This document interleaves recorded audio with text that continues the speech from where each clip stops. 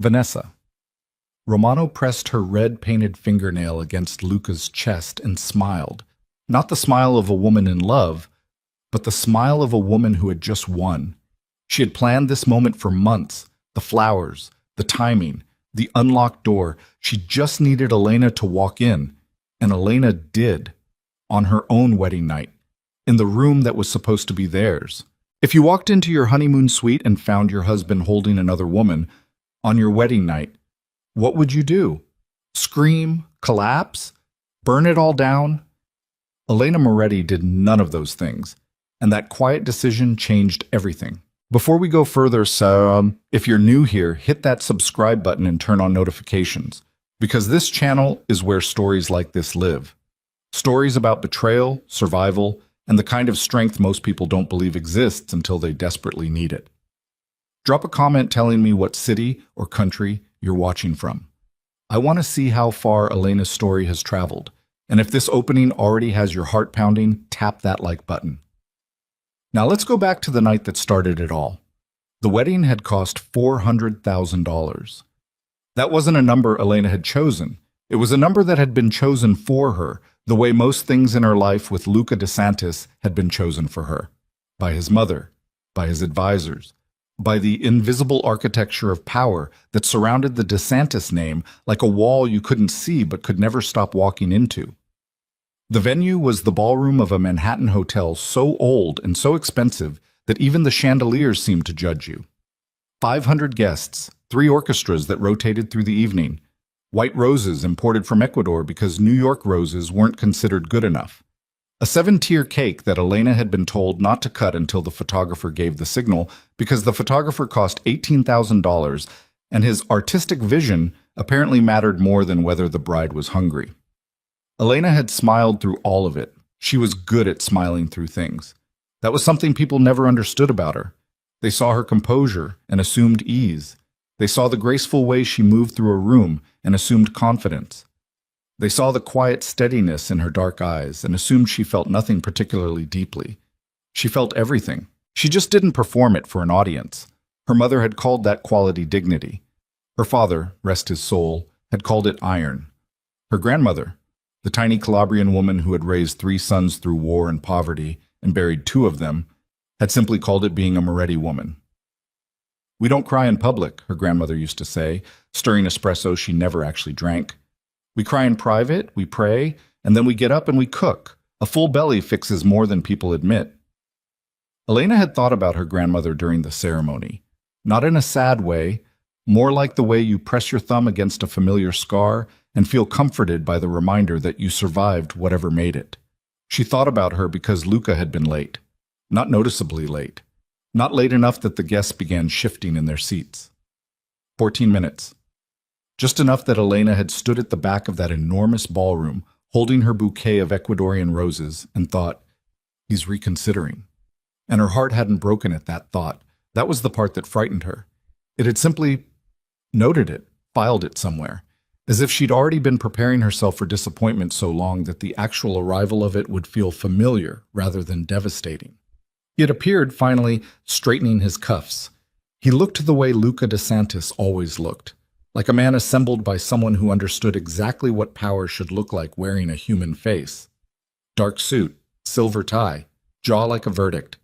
He had caught her eyes down the aisle and given her the particular expression she had come to understand was his version of tenderness.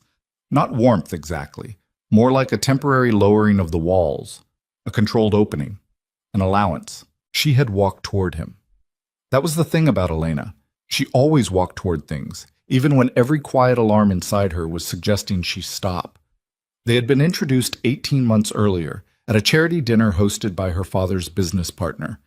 Her father had been dead 4 years by then, and Elena had been running the Moretti family's export business more or less alone, navigating a world where powerful men consistently underestimated her, and then struggled to recover their composure when she didn't. Luca had not underestimated her. That was the first thing she'd noticed. He looked at her the way men who are used to being the most dangerous person in the room look at someone they're not entirely sure they can categorize. Measuring. Recalculating. "You're not what I expected," he'd told her. "I know," she'd said. He'd laughed. A real one. Brief, surprised, escaping before he could contain it. She shouldn't have found that charming. She knew, even then, what Luca DeSantis was. You didn't grow up in Italian-American business circles in New York without understanding what the DeSantis name meant, what empire it sat atop, what the men in that family had done to build it, and what they continued doing to maintain it. But she had found it charming, that one unguarded laugh. That was her mistake, and she knew it even as she was making it. Their courtship, if you could call it that, had been strange and careful, and occasionally wonderful. Luca was not a romantic man in any conventional sense. He didn't bring flowers. He didn't text at midnight with something poetic. He showed up, consistently and without announcement, whenever Elena needed something dealt with. A business dispute she hadn't mentioned to him. A building violation at one of her warehouses that had mysteriously resolved itself. A man who had been making her uncomfortable at industry events who quietly stopped attending them. She had confronted him about it once. The building violation. "I didn't ask for your help," she'd said. "I know," he'd said. And he'd looked at her with that same measuring expression from the charity dinner, waiting to see if she'd be angry or grateful or frightened, and she'd realized he genuinely didn't know which reaction he wanted. That he was figuring out what he wanted from her the same way she was figuring out what she wanted from him. That had felt honest in its way. She'd agreed to marry him for complicated reasons. Love was part of it. Not the breathless, senseless kind, but the kind that builds slowly and settles into you like warmth. The kind that makes you sleep better knowing someone is nearby. Respect was part of it. A desire for family, for the children she'd imagined her entire adult life. And if she was being truthful, which she tried to be with herself even when it was uncomfortable, some part of it was simply the hope that being chosen by Luca DeSantis meant she wouldn't have to be alone with the weight of being a Moretti anymore. She had not anticipated Vanessa Romano. No. That wasn't quite true. She had noticed Vanessa Romano, the way you notice a splinter you haven't yet decided to deal with. Luca's personal secretary, at his side at every professional event, a woman who wore her position like armor and her access to Luca like a crown. Elena had asked him about her once. Carefully, not jealously, or at least she'd tried to present it that way. "She's efficient," Luca had said. "She's been with the organization 12 years. She handles things I don't have time to handle." "Does she know that's all she is to you? Efficient?" He'd met her eyes. "Yes," he'd said, flat and certain. "She does." Elena had believed him. That was her second mistake, and unlike the first one, she hadn't known she was making it. The reception ended at midnight. It had been, by external measures, a flawless evening. The food was extraordinary. The music was beautiful.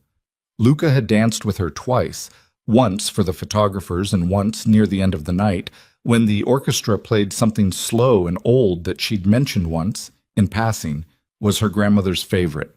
She'd looked up at him when she recognized it and found him watching her face, not the room, not his associates, not the 100 people who wanted his attention. Just her. That moment, she would think about later. The fact that it had existed.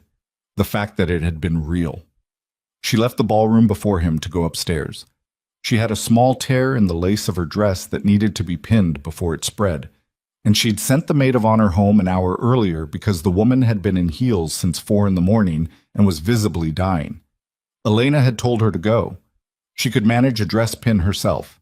She was always managing things herself. The penthouse elevator was quiet. She watched herself in the mirrored doors. Woman in white, 34 years old, flowers still perfect in her hair because she'd used enough pins to survive a weather event, and underneath the composed expression, something small and private and tired. "You did it," she told the woman in the mirror. "Whatever comes next, you did this part." The elevator opened. The hallway was empty and carpeted and silent. She used the key card. The door swung open. The room was lit. She processed what she was seeing in stages, the way the mind protects itself by slowing time down into manageable pieces. A glass of champagne on the nightstand. 2 glasses, actually. The curtains opened to the Manhattan skyline. The sound of something. Music, low, from a phone or a speaker.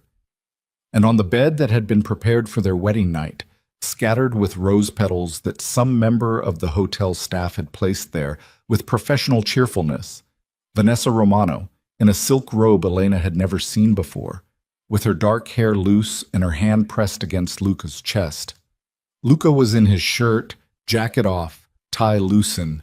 He had left the ballroom 20 minutes after Elena. He had come straight here. Vanessa looked up first, and here was the thing that would stay with Elena longer than any of it, longer than the image itself, longer than the rose petals, longer than the sound of the music. Vanessa's expression was not guilty. It was not startled. It was not afraid. It was satisfied. She looked at Elena the way a chess player looks at the board after a long game, not gloating, something quieter than gloating, the look of someone watching a plan complete itself. Luca turned. For one moment, one very long second, his face did something complicated. She watched him decide how to arrange it, what to say. He opened his mouth and Elena heard the first syllable of her name and something inside her simply closed. Not dramatically, not with the kind of internal collapse she might have expected. It was more like a door quietly shutting, a lock turning, the click of something that had been left open for a long time finally being secured. "I won't make a scene," she said. Her voice was level. She was proud of that, even now, even in the middle of it. Her grandmother's voice in her head, "We don't cry in public." "Elena," Luca stood. He actually looked, for one disorienting second, like he was going to explain, as if explanation was something that could exist in this room. "Don't," she said quietly. She took the key card she'd just used to open the door and set it on the dresser beside the entrance. A small gesture, precise. She picked up the clutch she'd set down when she walked in. She turned around. She walked out. The elevator doors opened immediately, as if the building itself was trying to accommodate her. She stepped in. She watched the doors close. She saw herself again in the mirror, and this time the woman looking back at her had the expression of someone who has just heard news that hasn't fully arrived yet. The body present. The mind somewhere just behind, running to catch up. She got to the lobby. A doorman whose name she didn't know held the door for her with the professional blankness of someone paid to see nothing, and she walked out into the Manhattan night in her wedding dress and stood on the sidewalk for exactly 4 seconds before the first real feeling hit her. Not grief. Something older than grief. Of course. She had known, not consciously, not in any way she could have named before tonight, but somewhere in the part of herself she didn't always listen to, she had understood that being chosen by Luca DeSantis didn't mean she was safe. It meant she was useful. And useful things got set aside when something more useful came along. She hailed a cab. She told the driver an address she'd chosen almost automatically.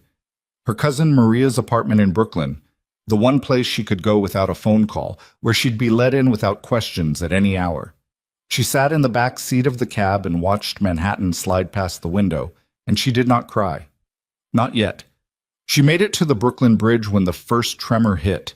Not tears, not the breakdown she could feel pressuring the edges of her composure, but something physical. A wave of dizziness that moved through her like a tide. She pressed her hand against the window and told herself it was the champagne, the stress, the fact that she'd barely eaten at a reception, where she'd been too occupied performing to actually sit down with food. "Miss?" the driver said. She tried to answer. The second wave of dizziness was worse than the first. She heard the driver say something sharp and urgent, heard the change in road noise as he pulled over, and then she was aware of leaning against the door, and then of the door opening and the cool night air, and a voice she didn't recognize saying, "She's going down, call someone," and the cobblestones of a Brooklyn sidewalk tilting up toward her like the floor of a ship in a storm. She thought, absurdly, about the rose petals. Someone had put them there by hand. Some anonymous hotel employee with a job to do, taking the time to arrange them carefully across white sheets for a wedding that had already been over before Elena walked through the door. She thought, what a waste of roses. And then the night took her completely. She woke to the particular quality of quiet that only hospitals have, A silence that isn't actually silence, but a managed absence of the wrong kinds of sound. Beeping. The distant murmur of voices behind doors. The smell of something antiseptic underlaid with something human. Her cousin Maria was in the chair beside her, 41 years old, reading glasses on her nose, a paper cup of coffee in her hand, watching Elena with the particular expression of someone who has been keeping themselves awake through force of will and anxiety. "There she is," Maria said softly. "How long?" Elena said. Her throat was dry. "Few hours. You passed out in the cab. Driver called emergency services." Maria paused, set down her coffee. "They checked you over pretty thoroughly." Something in her cousin's voice made Elena go very still. "Maria, the doctor's coming back. She wanted to talk to you herself." "Maria." Elena kept her voice even. "We don't cry in public, even if public is just your cousin in a hospital room. Tell me." Maria took her hand, both hands actually, held them firmly the way she used to when they were small, and Maria, being 4 years older, had appointed herself Elena's protector from thunderstorms, from nightmares, from the general cruelties of childhood. "You're pregnant," Maria said. "About 8 weeks." The silence lasted long enough that a nurse passed the door, and the beeping of something down the hallway changed pitch and returned to baseline. Elena looked at the ceiling. White tiles. A small water stain in the corner shaped vaguely like a boot. 8 weeks. Before the wedding, before the rehearsal dinner, before the engagement party, before most of the planning, before Vanessa's quiet maneuvering, before whatever invisible war had apparently been happening around her while she lived her life assuming basic decency from the people closest to her. 8 weeks meant the night of the gallery benefit in Soho, when Luca had driven her home in the rain, and they'd sat in his parked car talking for 2 hours about her father, about his father, about what it means to carry a name that isn't only yours. And then gone upstairs, and the world had been very quiet, and she had felt for the first time in years that someone was actually present with her, not managing her, not performing for her, but there. That night, a child had begun there. "Elena," Maria said carefully, "what do you want to do?" Elena looked away from the ceiling. She looked at her cousin's face, the worry in it, the love in it, the complete and total absence of judgment. She thought about Vanessa Romano's expression, that quiet, satisfied chess player's look. She thought about the key card she'd placed on the dresser, precise, deliberate. She thought about her grandmother's voice. "We don't cry in public. We cry in private, we pray, and then we get up." "I want some water," Elena said, "and I want you to not tell anyone where I am." Maria didn't ask who she meant by anyone. She'd grown up alongside Elena. She understood. "Okay," she said. "And Maria." Elena turned her head. "I need to know something. If I disappeared, but really disappeared, not went on vacation, not took a break, but left, could you help me?" Maria looked at her for a long time, not surprised, not horrified, more like someone recalculating, the way Luca had looked at Elena at that first dinner, except Maria's recalculation ended differently. It ended with something that looked a great deal like finally. "You're asking me if I'll help you run," Maria said. "I'm asking if you'll help me start over." Another long pause. Down the hallway, someone laughed. A doctor, a nurse, someone whose night wasn't this particular shape. "You'll need money that isn't attached to his accounts," Maria said slowly. "You'll need a plan for the business. You'll need—" "I know what I'll need," Elena said. "I've been mentally preparing for a version of this for longer than I want to admit." Maria set down her coffee cup. She took off her reading glasses. She looked at Elena with the clear, steady eyes of a woman who has spent her whole life watching her cousin choose things Elena deserved better than, and waiting. "Then let's make a plan," she said. Outside the hospital window, New York was beginning to do the thing it did every morning. Reassembling itself from night into day, traffic sounds building, the quality of light changing in the sky, the city's great indifferent machinery turning back on. Elena Moretti lay in a hospital bed on what should have been the morning after her wedding and made a list of everything she needed to do. Not because she wasn't devastated. She was, beneath the composure, in some place she'd deal with later, when she had the privacy for it. But she was also, and had always been, a woman who kept moving. Her grandmother's hand stirring coffee she never drank. We get up. She was going to get up.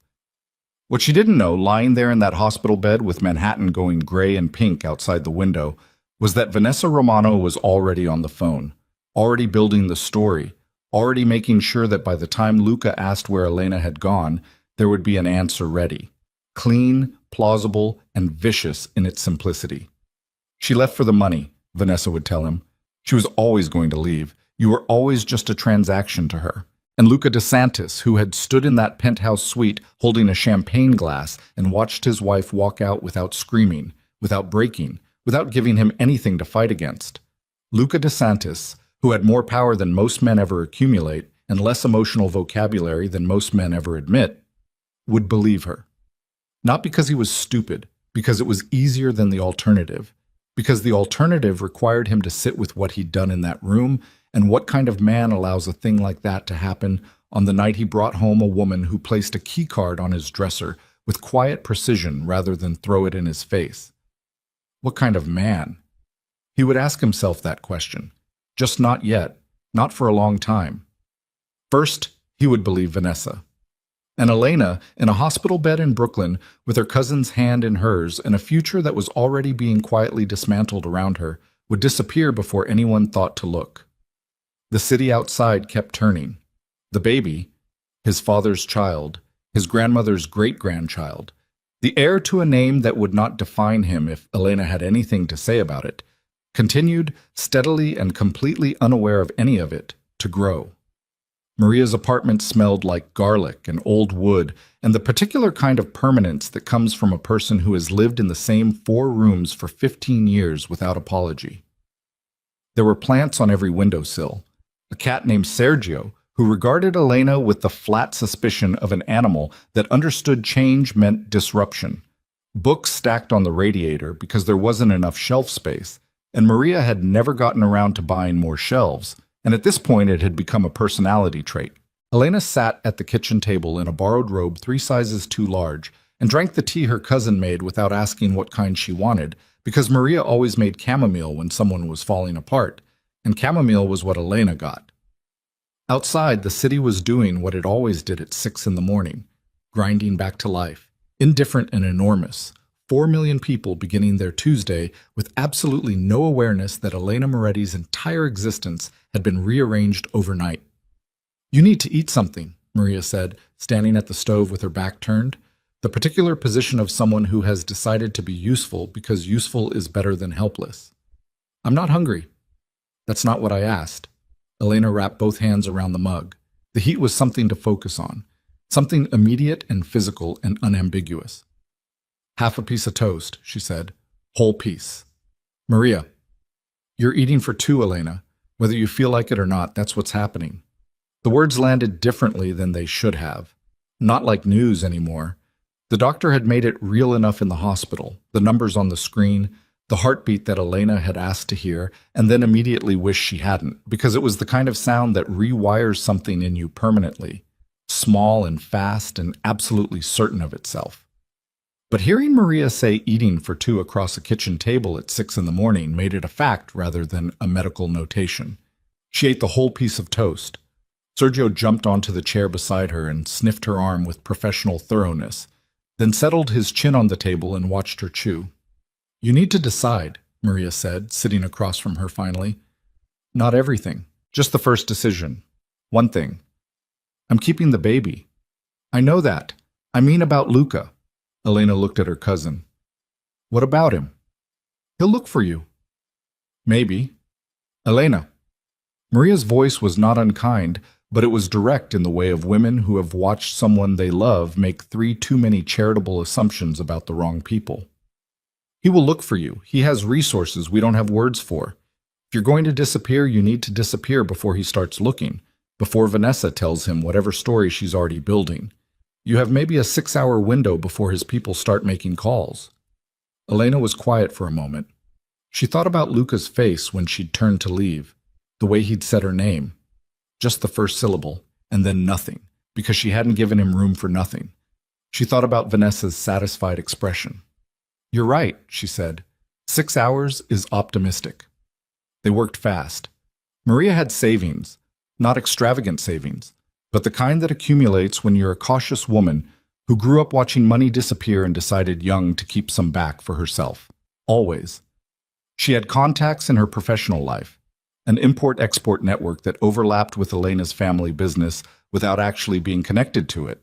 She had an old friend in Philadelphia who owed her a favor large enough to involve a lease signed under a different name, no questions asked. Elena had the Moretti account her father had set up for her at 19, personal, in her maiden name, never consolidated into the DeSantis finances because Elena had resisted that particular merger with a quiet stubbornness that Luca's lawyers had found baffling, and Elena had simply called basic sense. It wasn't a fortune. It was enough. It was more than enough. If she was careful, and Elena had always been careful. By 8:30 in the morning, they had a plan. By 11, Elena was on a train.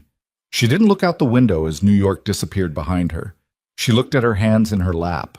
Still the same hands, still the same thin scar on her left index finger from a childhood accident involving a broken jar and a grandmother who stitched it shut herself rather than go to the emergency room.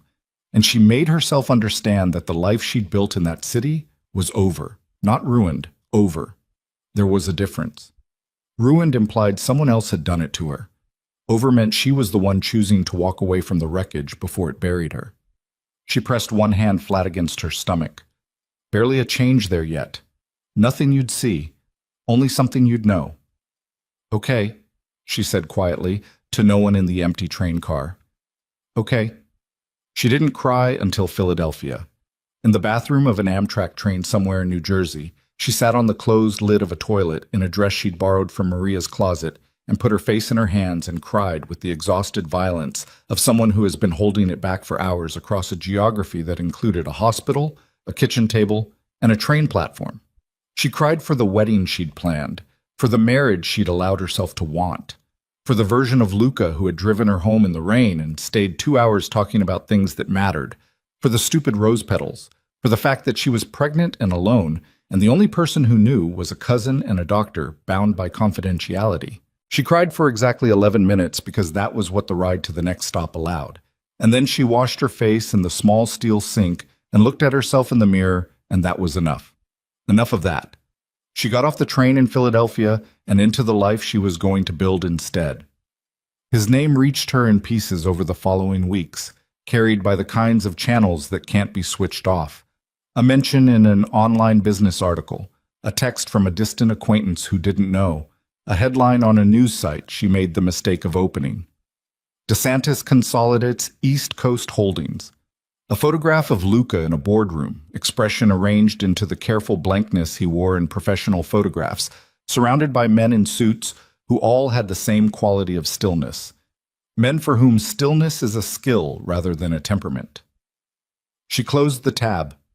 She didn't close the next one fast enough. It was a society column. A small item. The kind that fills space between real stories. Vanessa Romano photographed at a charity gala, standing in the position that had previously been occupied by Elena, slightly left of center in the frame, shoulder angled toward Luca, wearing an expression that was not quite possessive but was doing its best. Elena stared at it for longer than was good for her. Then she closed the tab and went back to unpacking boxes in the apartment in Philadelphia, which smelled like fresh paint and someone else's history, and which was beginning, slowly, painfully, to smell like hers. Meanwhile, in a Manhattan penthouse that still had white rose petals on a bed no one had slept in, Luca DeSantis was conducting his own particular version of grief, which looked nothing like grief from the outside and everything like controlled fury. He had not slept. He had sat in the chair by the window for 4 hours after Elena walked out, not moving, watching the city with the expression of a man who is running calculations that refuse to balance. And when Vanessa had come to him with her robe tied and her voice softened into something approximating sympathy, he had looked at her for a long time before he said anything. "Get out of this room," he said. She blinked. "Luca, get your things and get out of this room." "I just thought, you must be—" "She walked out on you. I said get out." His voice didn't rise. It didn't need to. Luca DeSantis had learned 20 years ago that the men who shouted were the men who'd lost control of the situation, and he had spent 20 years making sure he was never that man. The thing that happened to his voice when he was at his most dangerous was that it got quieter, flatter, like a road that suddenly has no edges. Vanessa got out. He called 3 people in the next 30 minutes. Not to find Elena. Not yet. Not at 6 in the morning with his own instincts still firing in directions he wasn't ready to follow. He called because there were things to manage and things to contain, and Luca DeSantis managed things. It was the only language he reliably spoke. He called his head of security and said, "No one discusses last night. Anyone who was on staff in this hotel discusses last night, I'll know." He called his mother and got her voicemail and didn't leave one. He called his oldest advisor, a man named Carlo Vitelli, who was 73 years old and had been working for the DeSantis family since before Luca was born, and who was the only person in Luca's life who had ever spoken to him with complete honesty about anything. Carlo picked up on the second ring. The old man never slept past 5. "She's gone," Luca said. A pause. "Gone how?" "Walked out. Wedding night." He paused. "I was with Vanessa." Another pause. Longer. When Carlo spoke again, his voice had the particular quality of someone choosing words carefully enough that the choosing itself was visible. "Luca, don't. I'm not saying anything. You're about to. I'm about to ask how long." Luca was quiet for a moment. Outside, the city was gray and indifferent. Long enough that it shouldn't have happened like this. Carlo didn't respond immediately. When he did, he said, "Do you want to find her?" "I don't know what she wants." "That's not what I asked." Luca pressed his thumb against the bridge of his nose. He had a headache that had started somewhere behind his eyes and was expanding with the patience of something that planned to be there for a while. "Send someone to check that she got home safe," he said finally. Quietly. Just that. "And if she didn't go home?" A beat. "Let me know," Luca said. He hung up. He was in the chair still 3 hours later when Vanessa reappeared. She'd changed into her own clothes.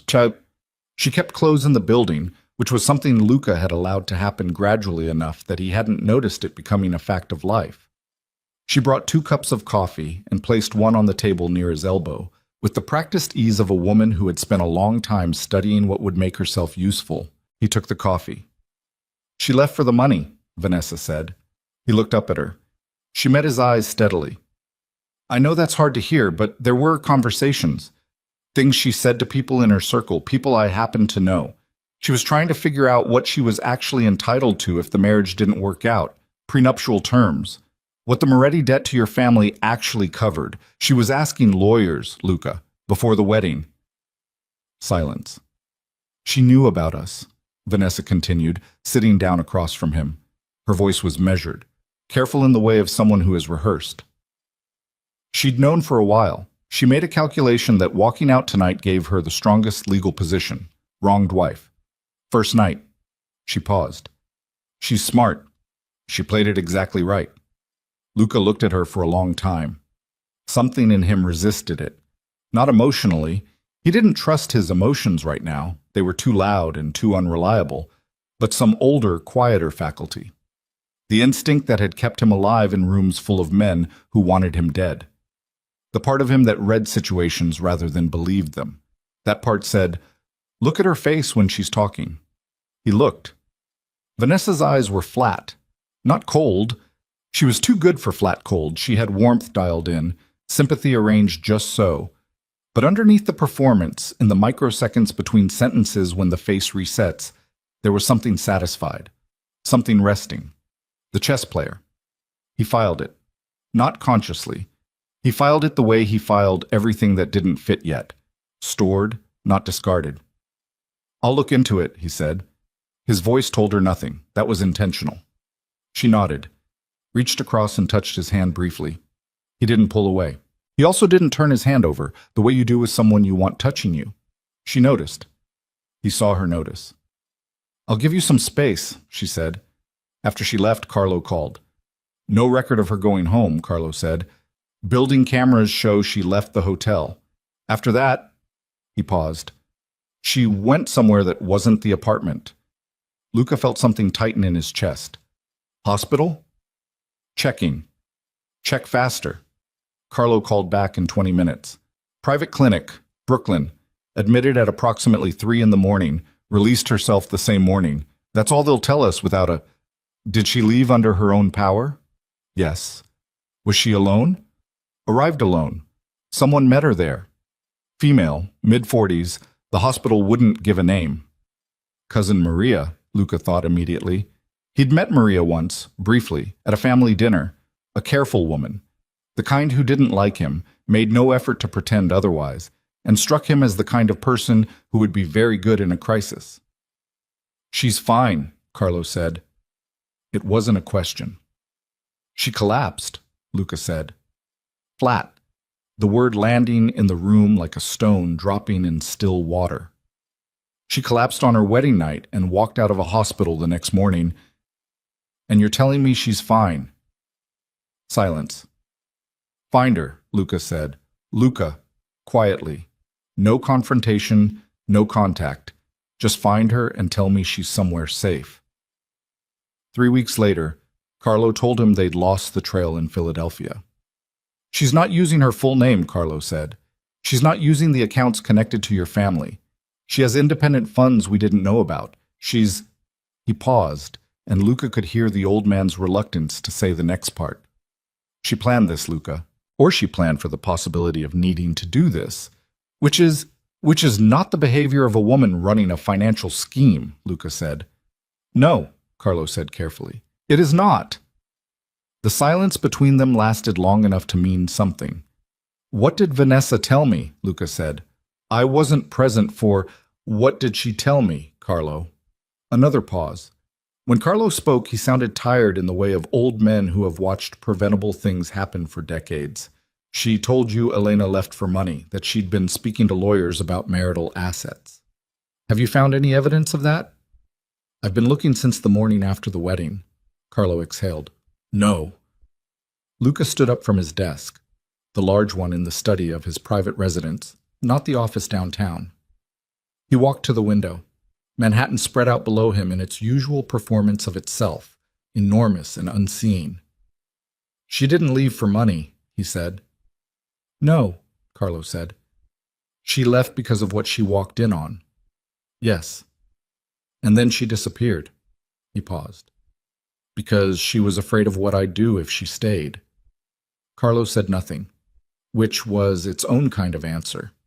Luca thought about her face in the penthouse, the precision of setting down the keycard, the way she'd said I won't make a scene with a voice that held no performance in it at all, no drama, no bid for his reaction. Just a statement of fact from a woman who had made a decision and was executing it with the kind of efficiency that, in his professional life, he would have respected enormously. He had driven her out of her own marriage on the first night of it. He sat with that. He did not find it comfortable. He hadn't expected to. Downtown, in the offices of the DeSantis organization, Vanessa Romano was having a conversation with a man Luca did not know was meeting with her. His name was Gregorio Fante. He was 48, soft-looking in the way of men whose softness is deliberate concealment, and he represented interests that were, if they had been described to Luca, in direct opposition to everything the DeSantis organization stood for and had spent 30 years building. He sat across from Vanessa in a coffee shop 3 blocks from the DeSantis offices and stirred his espresso without drinking it. He's distracted, Vanessa said. The wife thing. She's gone. He's looking, but... She paused. He's not looking the way he normally looks for things. He's half in it. Which means the Costanza contract has gone unsigned for a week. Which means Moretti's Eastern accounts are sitting unguarded. Which means... I know what it means, Fante said. I'm asking about the timeline. Vanessa looked at him across the table. She had not told Luca about this meeting. She had not told Luca about any of the 6 previous meetings, stretching back 8 months, before the wedding was even scheduled. She had not told Luca about the information she had been providing, carefully and consistently, about the DeSantis organization's internal operations, which contracts were pending, which captains were loyal, which lieutenants had gambling problems or money problems, or the kind of private vulnerabilities that become levers in the right hands. She told herself she had reasons. She told herself Luca had never seen her, never chosen her, never given her what 12 years of service and sacrifice and patience earned a person. She told herself this was about fairness, about recognition, about finally being on the side of the equation that didn't require performing invisibility. She believed parts of this, the parts that didn't require her to examine the rest too carefully. "Give him another month," she said. "He'll come back to himself. When he does, I'll need to move the account information before he realizes it's—" "We don't have a month," Fonte said. She looked at him.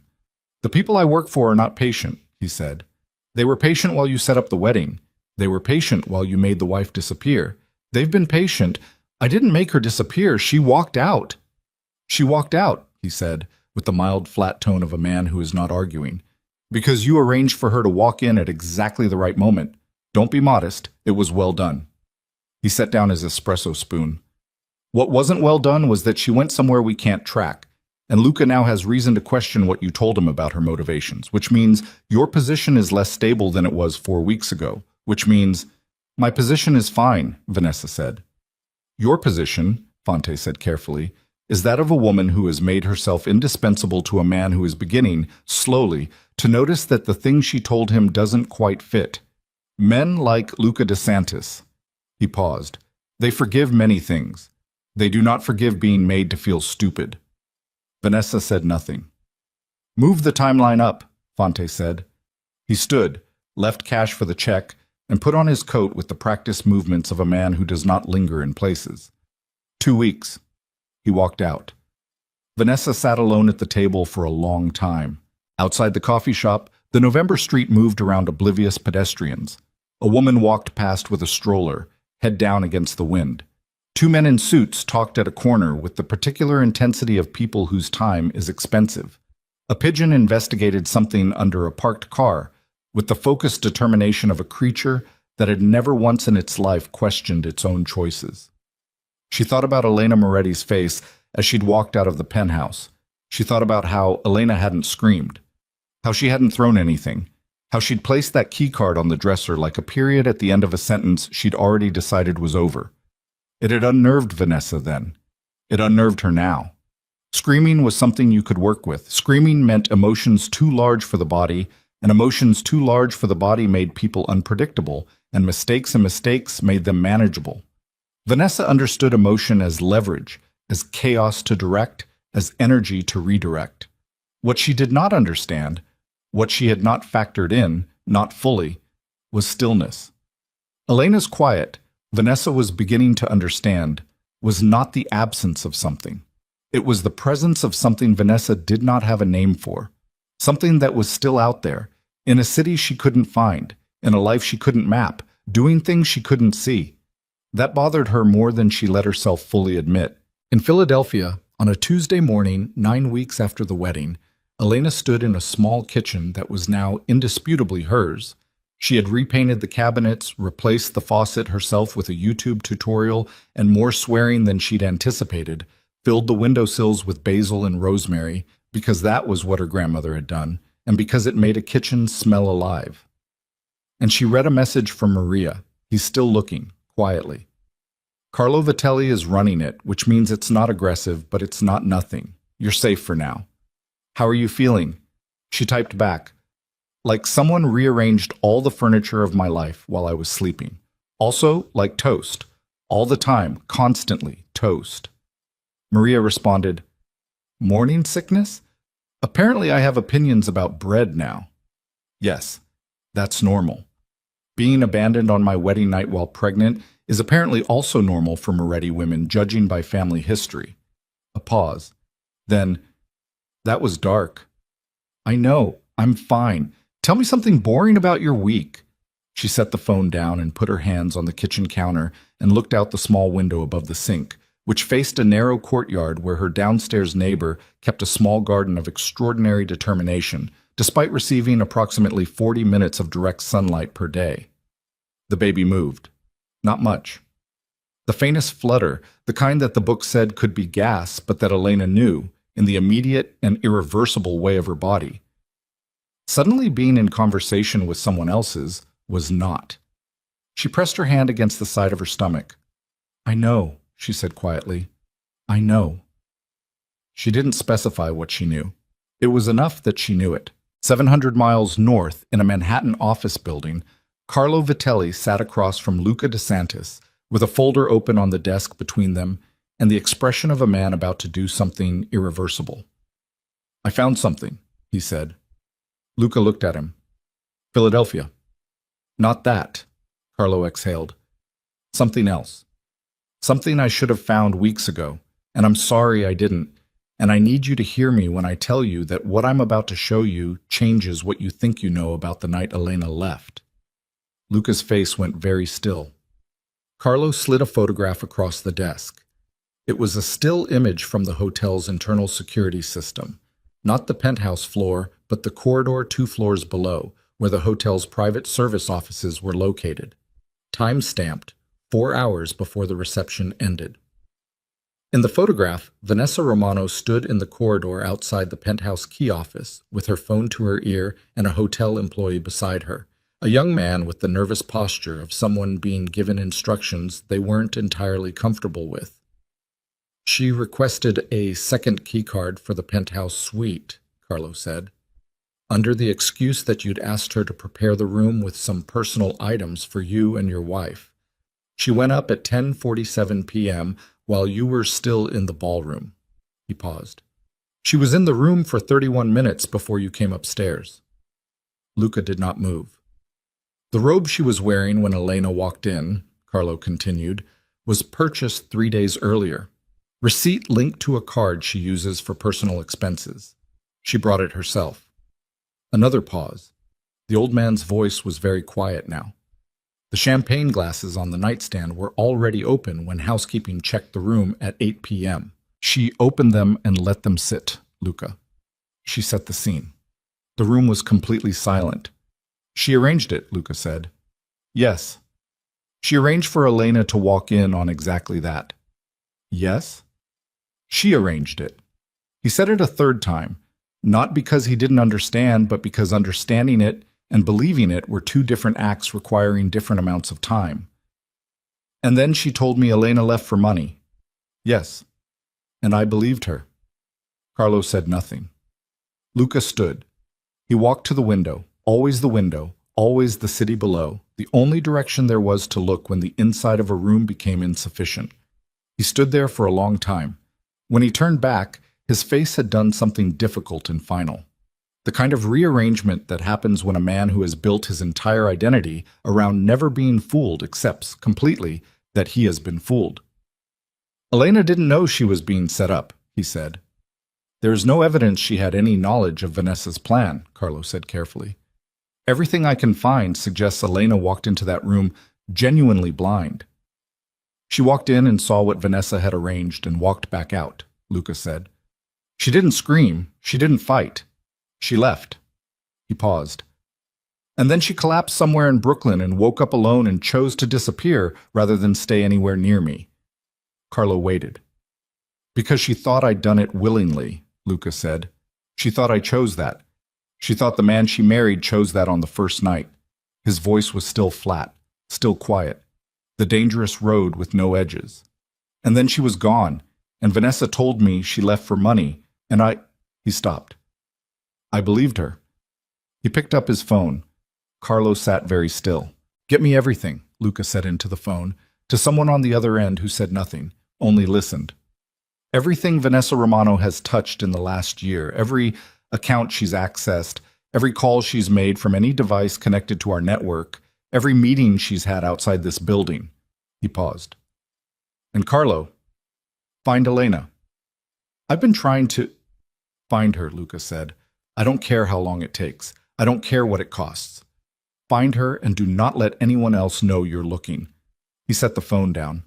Whatever Vanessa told about Elena's reasons for leaving, whoever she told, I want to know all of it, every conversation, every lie. The flatness in his voice had acquired an edge now, something that had been absent before, something that had been buried under the shock of being deceived and was now surfacing with the slow, terrible patience of a tide. She used me to destroy my own marriage. Carlo nodded once, slowly. And while she was doing it, Luca said, I let her. He sat back down at the desk. He opened the folder and looked at the photograph of Vanessa in the hotel corridor, phone to her ear, the nervous employee beside her, the timestamp like a small and damning fact in the corner of the frame. When you find Elena, he said quietly, you tell no one, not even people I trust. No one. Carlo stood. He picked up his jacket from the back of the chair. He paused at the door. Luca, he said. Luca looked up. She was in a hospital that night, Carlo said carefully. A private clinic. She checked herself out the next morning. Luca waited. I requested the discharge records, Carlo said. They wouldn't give them to me without authorization. But the admitting category... He stopped, exhaled. The admitting category was listed as obstetric. The word sat in the room. Luca went completely, utterly still.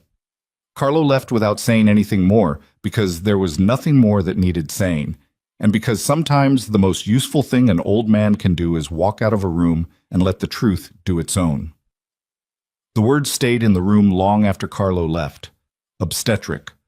Luca sat at his desk and did not move for a very long time. The folder with Vanessa's photograph was still open in front of him. The timestamp in the corner, 10:47 p.m., the night of his wedding, the night Vanessa had walked into a room she'd arranged like a stage set and waited for his wife to find them, sat there in small gray numbers that now meant something entirely different than they had 5 minutes ago. He did the math. He did it automatically, the way his mind worked on problems whether he wanted it to or not. The habit of a man who had spent 20 years in rooms where the wrong calculation got people killed. 8 weeks was what the admitting category implied, if obstetric meant what he was almost certain it meant. 8 weeks from the wedding night put the date somewhere in September. The gallery benefit. The night it rained. The night they'd sat in his parked car on a Soho street and talked about things he almost never talked about. And she had looked at him with those dark, steady eyes, and he had felt, for the first time in longer than he could comfortably admit, that someone was actually in the room with him, rather than performing being in the room with him. That night. He pressed 2 fingers against his mouth and stared at the wall. She had been pregnant when she walked into the penthouse. Pregnant when she walked out. Pregnant when she collapsed in a cab somewhere in Brooklyn. Pregnant when she woke up in a hospital room alone and made the decision to disappear rather than stay anywhere near him. She had been carrying his child, and he had given her a scene arranged by his mistress and a story about her leaving for money, and he had let her go. He had let the trail go cold in Philadelphia and told himself she'd made her choice. He picked up the photograph of Vanessa in the hotel corridor. He looked at her face. She was smiling, very slightly, at something the hotel employee had said. A casual smile. The smile of a woman who is not nervous, who has done this kind of thing, arranged things, managed outcomes, moved pieces, enough times that it no longer requires her full attention. The smile of someone for whom this was not the first plan. Maybe not the 5th. He set the photograph down very carefully, the way you set down something you don't want to accidentally destroy before you've finished with it. He picked up his phone and called a number he'd never had to use before. A man named Reyes, who operated outside the organization's formal structure in the way that certain tools need to exist outside formal structures. Effective, deniable, and expensive enough that their use was never casual. I need everything, Luca said when Reyes answered. On Vanessa Romano, the last 18 months. External meetings, phone records, financial movements that don't run through our accounts. Anyone she's seen who isn't connected to this organization. I need it fast and I need it complete. Timeline, Reyes said. 48 hours. A pause. That's going to cost... I know what it costs, Luca said. Do it. He hung up and sat back and looked at the ceiling for a moment, then looked at his hands on the desk, then looked at nothing in particular while something very cold settled into him. Not the hot fury he'd have expected, not the kind of rage that needed to break something to express itself, but something older and more patient. The feeling of a door closing in the part of him that had, until this morning, maintained some small residual ability to be surprised by what people were willing to do. He was not surprised anymore. He was something else, Something he didn't have a clean word for, in English or Italian, or the private language of controlled violence that he'd spoken since he was 22 years old. Something that lived between grief and reckoning and had the patience of both. He opened his desk drawer and took out a small photograph. Not recent, 7, 8 months old. Elena at a dinner party at a friend's home in Westchester. She hadn't known he was going to take it. He'd done it from across the room while she was talking to someone, laughing at something, her head tilted back at that particular angle she had when something genuinely amused her rather than just obligated her to polite laughter. He'd taken it because he'd wanted to look at it later and understand why she made rooms feel different when she was in them. He'd never told her he had it.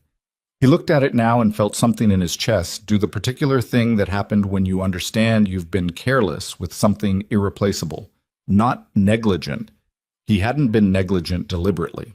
Careless in the way of a man who assumed availability because something had always been there and didn't fully recognize the weight of it until it wasn't. He put the photograph in his jacket pocket. Then he stood, put on his coat, and went to find Vanessa. She was in her office on the 14th floor. A large, well-appointed office that she'd accumulated over 12 years of making herself necessary in ways that were now revealing themselves as something other than loyalty. She was on the phone when he opened the door. She looked up and saw his face, and something moved behind her eyes, fast, almost invisible, the micro-expression of someone whose system has just registered a threat and is already calculating. She ended the call. "Luca, I was just going to—" "Who were you calling?" he said. She blinked. "A supplier in—" "What's his name?" "A beat."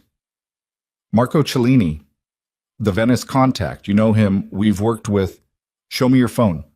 Her expression shifted again. Controlled, managed, but the recalibration visible if you knew what to look for.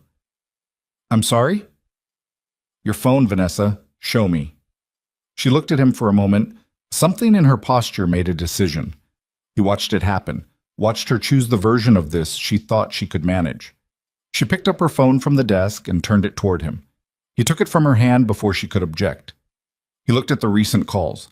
The last number called was a Manhattan exchange he didn't recognize. Duration, 41 seconds, ending 2 minutes before he walked in the door. He set the phone on the desk between them. 41 seconds, he said, long enough to say something went wrong. Short enough that you didn't know what yet. She stood. "I don't know what you think. Sit down." She sat. Not because she wanted to, because the room had changed in a way she recognized and was measuring, and sitting was the correct tactical response to a situation that required de-escalation. He remained standing. He put both hands on the desk and leaned forward slightly. Not aggressive, just close enough that she couldn't look anywhere but at him. "The hotel security footage," he said. "From the service corridor. October 14th, 10:47 p.m. He watched her face. "I know about the keycard, Vanessa. I know about the robe. I know you were in the room for 31 minutes before I came upstairs." He paused. "I know you arranged it." The silence was about 4 seconds long. Then Vanessa Romano did something he had not expected. She didn't deny it. She sat back in her chair and looked at him with an expression that was, for the first time in all the years he'd known her, completely unmanaged. No performance, no calculation. Just a woman looking at a man and deciding, finally, to stop. "You were never going to choose me," she said. He waited. 12 years, she said. 12 years, Luca. I built half of what you have. The Castellano account. That was me. The Venice expansion. Every contact, every negotiation. I ran that from start to finish. The Moretti deal itself. I researched the family. I identified Elena. I brought you the introduction. I handed you the marriage that was supposed to cement the Eastern territories. She paused. And then you fell for her. Vanessa, don't! Her voice was sharp. Don't do the thing where you explain something to me. I'm not asking you to explain. I'm telling you. She straightened. You looked at her the way you never looked at me. Not once. 12 years. And you never once looked at me the way you looked at her across that dinner party. So I decided if she was going to be the wife, she was going to be a wife who left. And I was going to be there when she did. Luca was quiet. Did you think about what she was carrying? He said. Something flickered in Vanessa's expression. Too fast to hold. I didn't know she was... Don't, he said. His voice had gone to that flat, edgeless place. Don't lie to me about that. Not right now. Did you know? Another flicker, longer this time. The silence had a shape to it, the shape of a woman deciding whether the truth or another lie serves her better, and realizing that the calculus has changed, and she no longer has enough information to run it correctly. I suspected, she said finally. She'd been tired. She'd changed what she was eating. She had a doctor's appointment she didn't tell you about in September. She paused. I suspected. I didn't confirm. You suspected she was pregnant, Luca said, and you arranged for her to walk in on us anyway. Vanessa said nothing. And then you told me she left for money. He straightened up. His voice was so quiet now it barely carried across the desk. You told me she left because she was calculating, because she'd never cared about me. You told me that the morning after I watched her walk out of a room carrying my child. The word landed between them like something physical. Vanessa's jaw tightened. I told you what I thought was... No, he said. You told me what served you. There's a difference, and you know there is. He picked up her phone from the desk and put it in his jacket pocket. Who did you call just now? Her eyes went to the jacket pocket, back to his face. Vanessa. His voice had not risen once in this conversation. It didn't need to. Who did you call? She pressed her lips together. Fonte, he said. Her eyes went still. The kind of still that answers a question without words. Luca nodded slowly. Gregorio Fonte. He said the name with the particular tone of someone who has just placed the final piece of a puzzle and found that the picture it makes is worse than they'd imagined. How long? Silence. How long? He said again. Not louder, just more final. 8 months, she said. He absorbed that. 8 months. Before the wedding was finalized, before the engagement party, before the Moretti alliance was announced publicly. 8 months of information moving out of this building through the woman he had trusted with access to everything, contracts, accounts, personnel, the internal architecture of an organization that had taken 3 generations to build. What did you give him? He said. Luca. What did you give Gregorio Fonte? She looked at him. Something in her face was doing something complicated. Not remorse, not exactly, but something adjacent to it. The look of a person who has made a series of decisions that seemed logical in sequence and is only now seeing the shape they make in aggregate. The Costanza contract terms, she said. The Eastern account structures. 3 of the lieutenant rosters. She paused. The security rotation schedules for the first quarter. The silence after that was different from the silences before it. The security rotations, Luca said. Yes. You gave Fonte's people our security rotations. 3 people are dead, Vanessa. His voice cracked on the last word. Not from grief, from the effort of keeping it level when it wanted to become something else. In the last 6 weeks, Enzo Pace, who has a daughter in the 3rd grade. Marco Di Silva, who just bought a house in Queens. Frankie Terranova, who was retiring in April. He paused. 3 men who were on rotations that changed last month. Rotations you provided. Vanessa's face had gone the color of paper. I didn't know they'd... She stopped. I didn't know he was going to... What did you think he was going to do with our security schedules? Luca's voice, finally, lost its evenness. Not into shouting, into something worse than shouting. Something compressed and absolute that made the air in the room feel dense. What did you think any of this was for, Vanessa? What story did you tell yourself about what you were doing and why it was acceptable? She didn't answer. She couldn't, he realized. Not because she was protecting herself, she was past that now, but because the story had been the thing she was living inside, and the story had required certain things not to be examined directly, and now they were being examined directly, and the story was collapsing, and underneath it was just a woman sitting in a chair who had done things she couldn't undo, and was beginning, in real time, to understand the full inventory of them. 3 men, he said again. Quiet. Devastated. Because you were angry that I didn't look at you the right way. Vanessa pressed her hand over her mouth. He turned and walked to the door. He stopped with his hand on the frame. You'll be taken somewhere safe, he said. You'll be held there while I determine what's been compromised and what needs to be repaired. You won't make any calls. You won't speak to anyone outside the people I designate. He paused. I'm telling you this as information, not as a negotiation. Luca. Her voice was raw. I don't, he said. He walked out. The hallway outside her office was bright and ordinary. Fluorescent lights, carpeted floor, two men in suits who saw his face and straightened immediately with the instinctive attention of people who have learned to read his expressions the way sailors read weather. He gave them quiet instructions that took about 45 seconds. They went into Vanessa's office without a word. He walked to the elevator. He called Reyes from the elevator.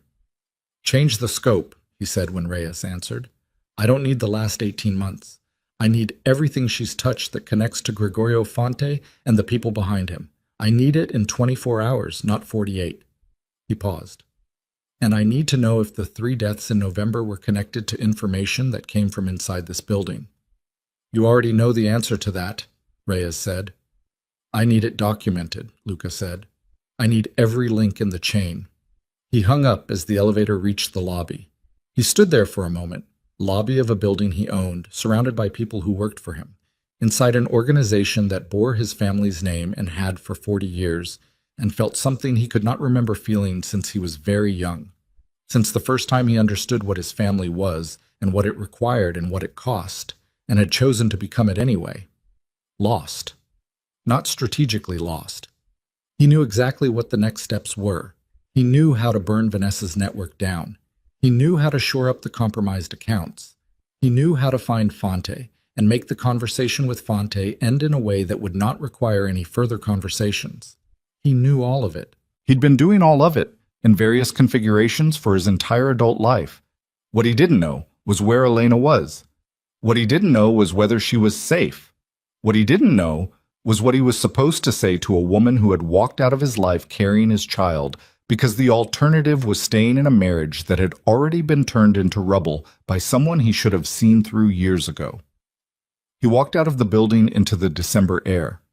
Carlo was waiting by the car.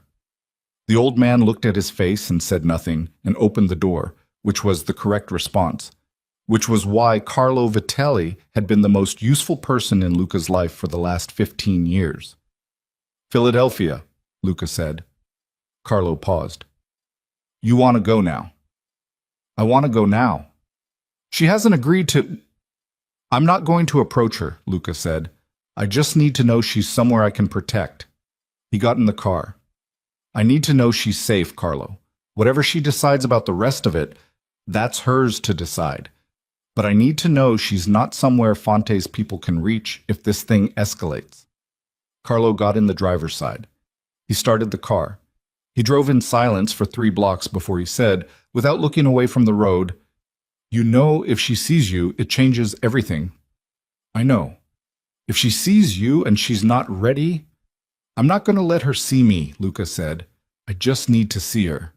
Carlo was quiet for another 2 blocks. The baby, he said carefully. You're certain. Luca looked out the window.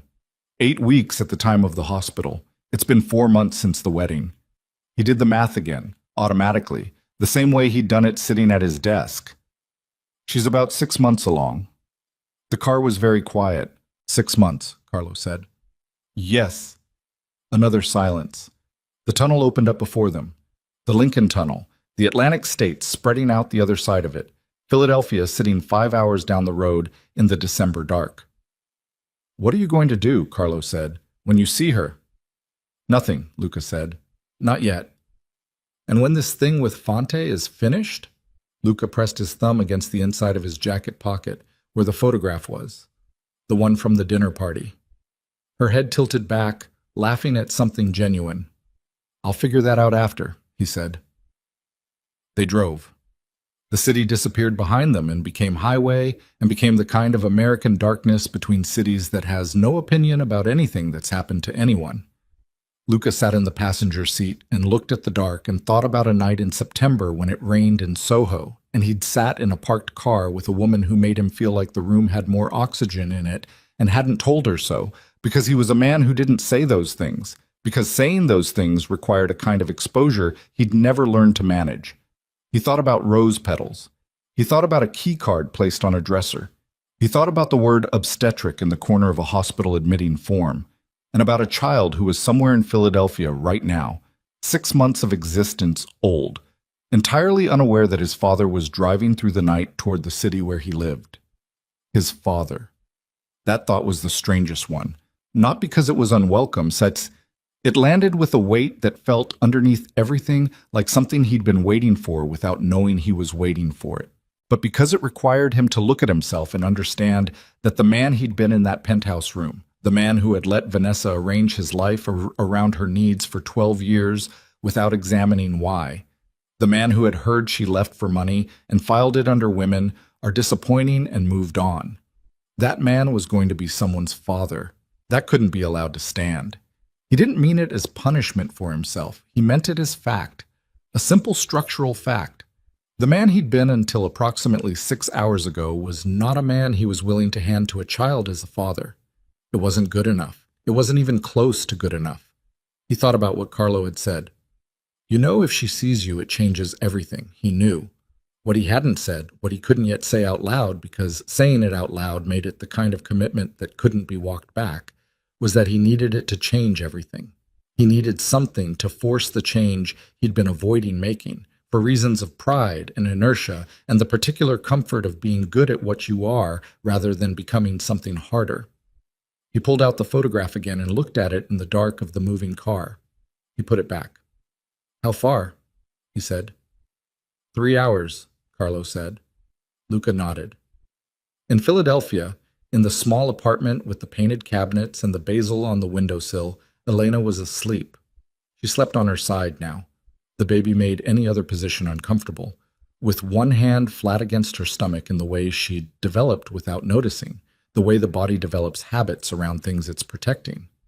Sergio the cat, who had visited for a week and then apparently decided to stay, was asleep in the chair in the corner. She didn't know a car was 3 hours away. She didn't know that Vanessa Romano was currently sitting in a room in a building in Manhattan with 2 men she didn't know standing outside the door. The phone she'd used to warn Fonte now sitting in Luca's jacket pocket 40 miles down the highway. She didn't know that Gregorio Fonte had received a 41-second warning call and was currently on his own phone, giving instructions to people who operated in a register that had nothing to do with corporate espionage or internal organization management, people whose particular function was the removal of problems, which was a category that now included Elena Moretti, who had disappeared but not disappeared completely, who had been located by Fonte's people 3 weeks ago through a chain of small, careless details, a credit card use, a utility registration, a name on a lease that was her cousin's friend, but close enough, and who was sitting in Fonte's operational file under a heading that translated, in the language of men like him, to loose end. She didn't know any of it.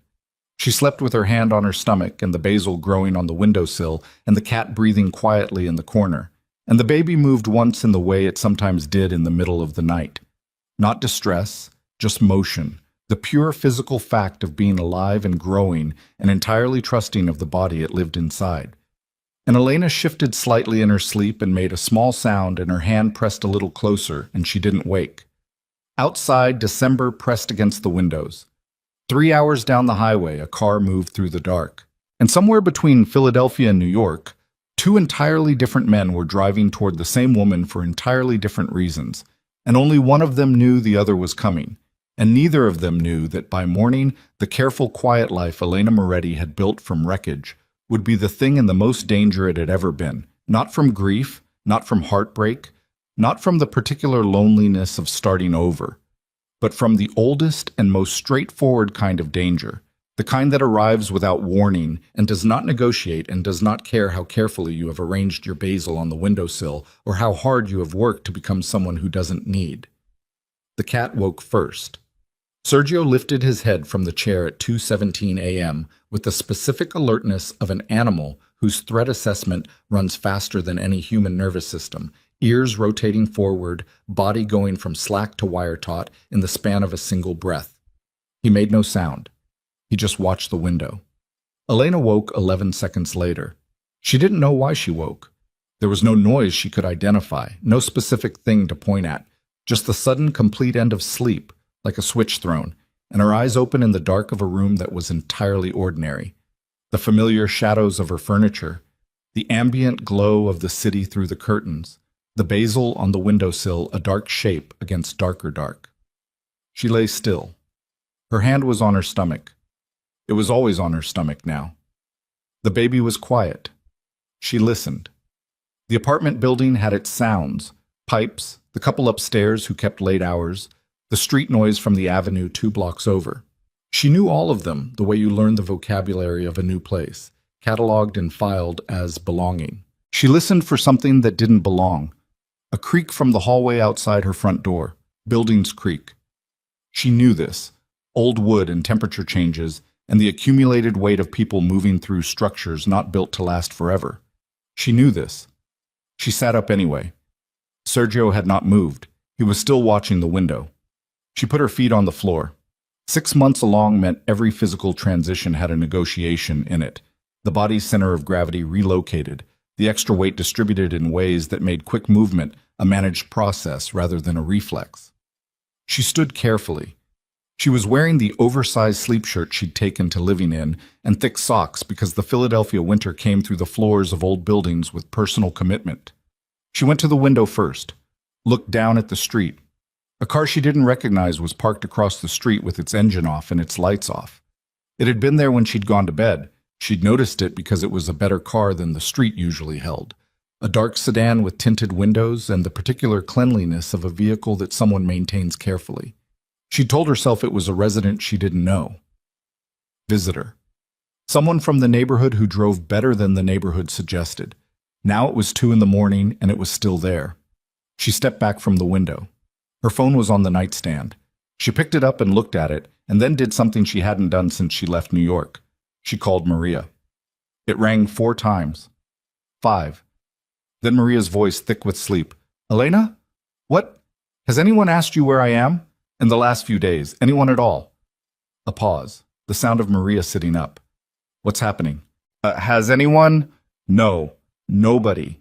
Elena, what? A car across the street. It's been there since before I went to bed. Could be nothing. Could be, Elena said. She didn't say the other thing. She didn't need to. Maria had grown up in the same world she had. The periphery of it, the civilian edges, but close enough to understand that certain kinds of cars parked outside certain kinds of windows in the middle of the night were not random. Get out of the apartment, Maria said. Her voice had gone from sleep-thick to clear in about 3 seconds flat. Right now, back door if there is one. Don't use the elevator. Maria, I'm calling someone. Don't call. I'm not calling Luca, Maria said, sharp. I have a cousin in the Philadelphia PD. I'm calling him. You get out of the apartment, Elena. The baby. Just get out. Elena was already moving. She grabbed the go bag she'd kept packed in the closet for 4 months. Not out of paranoia, she'd told herself when she assembled it. Just practicality. Just the organizational instinct of a woman who'd learned to plan for disruption. In it, her documents under her maiden name, cash, her independent account card, a change of clothes, the small envelope of things she couldn't replace, her father's photograph, her grandmother's ring, a sonogram image from 3 months ago that she'd looked at so many times the edges were soft. She was putting on her coat one-handed when the sound came from the front door. Not a knock, not the noise of someone approaching, the sound of a lock being worked. Professionally, quietly, with the particular patience of someone who has done this in the dark before and knows that rushing causes mistakes. She froze. Sergio made a sound she'd never heard him make, low, continuous, without inflection. The sound of an animal that has decided. Elena went to the kitchen. There was a door off the kitchen that led to the building's back stairwell. A fire door, heavy, with a push bar she'd tested twice since moving in because she was that kind of woman. She pushed it open with her shoulder and stepped into the cold concrete stairwell and let it close behind her as quietly as a heavy metal door can close, which was not quietly enough but was the best available option. She heard her front door open as the stairwell door latched. She moved. 6 months pregnant on a concrete staircase in thick socks, one hand gripping the railing, the go bag against her back, moving as fast as her body allowed, which was faster than she'd have credited herself before tonight.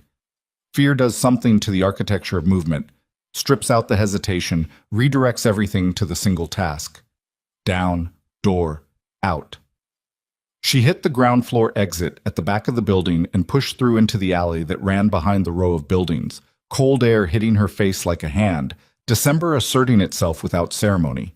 The alley was lit by a single security light halfway down its length, casting everything in the flat orange of urban nights. She went left, away from the street where the car was parked.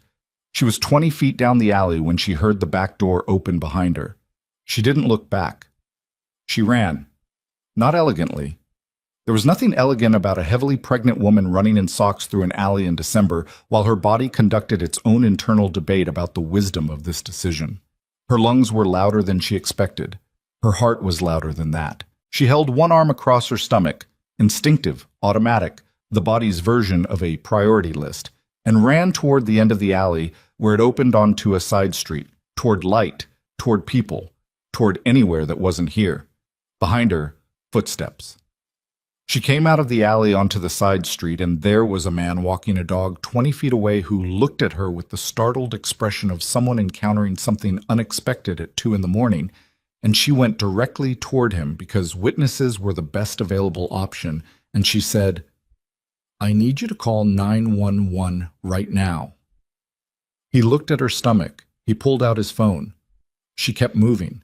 She went into the pool of light under a street lamp and turned, finally, to look. 2 men had come out of the alley. They stopped at its mouth when they saw the man with the dog and the phone. They looked at each other. One of them put his hand to his ear, an earpiece, she realized, and said something brief and quiet. Then they pulled back into the alley and were gone. She stood under the street lamp and breathed. The man with the dog was talking to a dispatcher. She could hear him describing her. Pregnant woman, looks scared, says she needs help. And the banality of it, the ordinary vocabulary of emergency, made something in her legs want to give way. She locked her knees. She kept standing. Her phone buzzed. "Maria, my cousin is 10 minutes out. Where are you?" She typed the cross streets with hands that were only slightly unsteady, which she considered a personal achievement, and then she stood under that light and watched the alley and waited. In a dark sedan 2 blocks away, a man with an earpiece took it out and made a call. "She's on the street," he said. "There's a witness. Civilian called it in. We've got maybe 6 minutes before a unit." The voice on the other end said 3 words. The man with the earpiece relayed them to the driver. The sedan didn't move for a moment. Then it pulled away from the curb and went in the opposite direction. Somewhere else in Philadelphia, in a hotel room that was the kind of unremarkable that is specifically designed for unremarkable, Luca DeSantis stood at the window with his phone pressed to his ear and his other hand flat against the glass, and felt his heart doing something in his chest that he didn't have a name for in the vocabulary of men like him. "She got out," Reyes said on the other end of the line. "She was out of the apartment before they were inside. She's on a lit street. Police are incoming." A pause. "She's okay." Luca pressed his forehead against the cold glass. "Fonte's people pulled back," Reyes continued. "Too public. They'll reassess." "How long before they reassess?"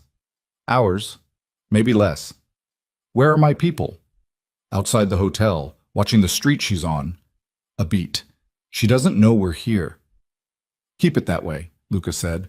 "Nobody approaches her. Nobody speaks to her. They are there to make sure Fonte's people don't come back, and that is the complete extent of their job description tonight." "And tomorrow?"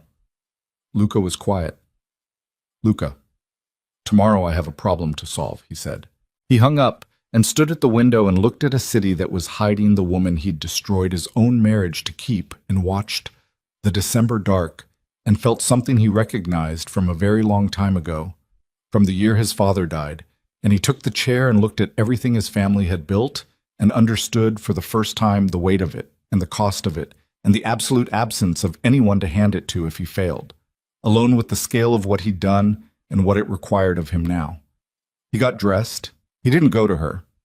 He'd told Reyes nobody approaches, and he meant it. He went instead to the one place in this city where his particular problem was currently sitting in the custody of people Fonte didn't know about, in a building Fonte had no connection to, on a phone that wasn't his. He went to have a conversation he should have had 12 years ago. The room where they'd put Gio Caruso wasn't uncomfortable, but it wasn't a room you'd choose. Caruso was 43, had been with the DeSantis organization for 11 years, had run the Northeastern distribution network with the quiet efficiency of a man who liked systems and order and the particular satisfaction of things going where they were supposed to go. He was also, as Reyes's 48-hour audit had established in approximately 6 hours, one of 3 internal members who had been facilitating Vanessa's information pipeline to Fonte, knowingly, for money, for 14 months. He was sitting at a table when Luca came in. He looked up. Luca sat across from him. Neither of them spoke for a moment. Caruso had the face of a man who has been rehearsing this conversation in his head and has found that the rehearsed version and the real version feel nothing alike. "How much?" Luca said. Caruso looked at his hands on the table. 200,000, he said. Over 14 months. What did you provide? What Vanessa asked for. Account structures. The captain roster updates. The quarterly security. He stopped, swallowed. The quarterly security rotations. Enzo Pace, Luca said. Caruso's jaw tightened. Marco da Silva, Luca said. Frankie Terranova. I didn't know they were going to... What did you think the security rotations were for? Not a question. An excavation. Caruso looked at the table. He had no answer that worked. He'd known, and he'd told himself a story about what he was actually doing, and the story had been sufficient until it wasn't, and now he was in a room with Luca DeSantis and the 3 names, and there was nowhere to put any of it. Enzo Pace's daughter is 8 years old, Luca said. She started 3rd grade in September. He had a photograph of her first day taped to his locker. I saw it in October. He paused. I thought about sending flowers when she started school. I didn't, because I don't do things like that. And now I regret it in a way that I will carry for the rest of my life. Caruso pressed his mouth shut. Who else? Luca said. Besides me. Who else inside the organization? Caruso gave him 2 names. Luca recognized both of them. The recognition landed like a physical thing each time. The lurch of realizing that the face you've looked at across tables, the voice you've heard in rooms, the hands you may have shaken were operating in that permanent double register of action and betrayal simultaneously. Fonte's next move, Luca said. What do you know? Caruso hesitated. Gio. Luca's voice was not unkind. It was worse than unkind. It was patient. The patience of a man who will wait as long as necessary because he knows the answer is coming, and the only variable is how long Caruso needs to get there. I need Fonte's next move. He has a team in Philadelphia, Caruso said. They were there for the woman. He didn't use Elena's name, possibly didn't know it. If tonight didn't work, he'll move faster. He thinks she's connected to something. Documentation, financial records, something that could expose the shell company structure he used for the account laundering. He thinks she has it. Luca went very still. Why does he think that? Vanessa told him. Caruso looked up briefly, then back down. Vanessa told him Elena had access to the Moretti family's legal files, that she might have documents connecting the shell companies to the DeSantis accounts from before the merger. A pause. She doesn't, from what I understand, but Fonte doesn't know that, and Vanessa used it to make Elena a target rather than an irrelevance. The room was completely silent. Vanessa had made Elena a target, not as a side effect, not as collateral, deliberately, strategically, to give Fonte a reason to remove the one person who, if she ever surfaced, could complicate the narrative Vanessa had constructed. The abandoned wife, the woman who left for money, the inconvenient absence that was cleaner as a permanent absence than as a return. Luca stood. You'll stay here, he told Caruso. You'll be kept comfortable. When this is over, we'll have a different conversation about what comes next. He moved to the door. He paused. The 2 names you gave me, are they here in Philadelphia or in New York? New York. Good. He opened the door. That's something, at least. He called Reyes from the hallway. I need Fonte's location, he said. Right now. Whatever you have. He's been moving, Reyes said. Last confirmed was a property in South Jersey, about 40 minutes from where you are. But he doesn't stay in one place longer than, get me the address. Luca, going there directly without, get me the address, Reyes. A pause. Then the address. Luca memorized it. He'd always had the kind of memory that held numbers and locations with the permanence of concrete, and went back to the car where Carlo was waiting with the engine running and the expression of a man who has spent 15 years being available for exactly these moments and has long since stopped being surprised by them. South Jersey, Luca said. Carlo pulled out. They drove. Luca called Elena's number from the car. He'd had it the entire time. He'd never used it. He'd stared at it dozens of times over 4 months and not used it because calling felt like a pressure she hadn't consented to, because using his access to her life when she'd specifically removed herself from his felt like a violation of the one thing she'd made clear, that she was making choices now, her own choices, without his hand on the scale. He used it now because the scale had changed. It rang twice. "Who is this?" she said. Her voice was flat and guarded and alert in the way of someone who has been awake for hours doing exactly what she needed to do to stay safe. And hearing it, just the sound of it, in the car in the dark in New Jersey, did something to his chest that he filed away to deal with later. "It's Luca," he said. Silence. A silence so complete that he could hear her breathing change. One sharp intake, then the deliberate controlled exhale of a woman who has spent 4 months building walls and is deciding, in real time, whether this phone call constitutes an emergency sufficient to let him over them.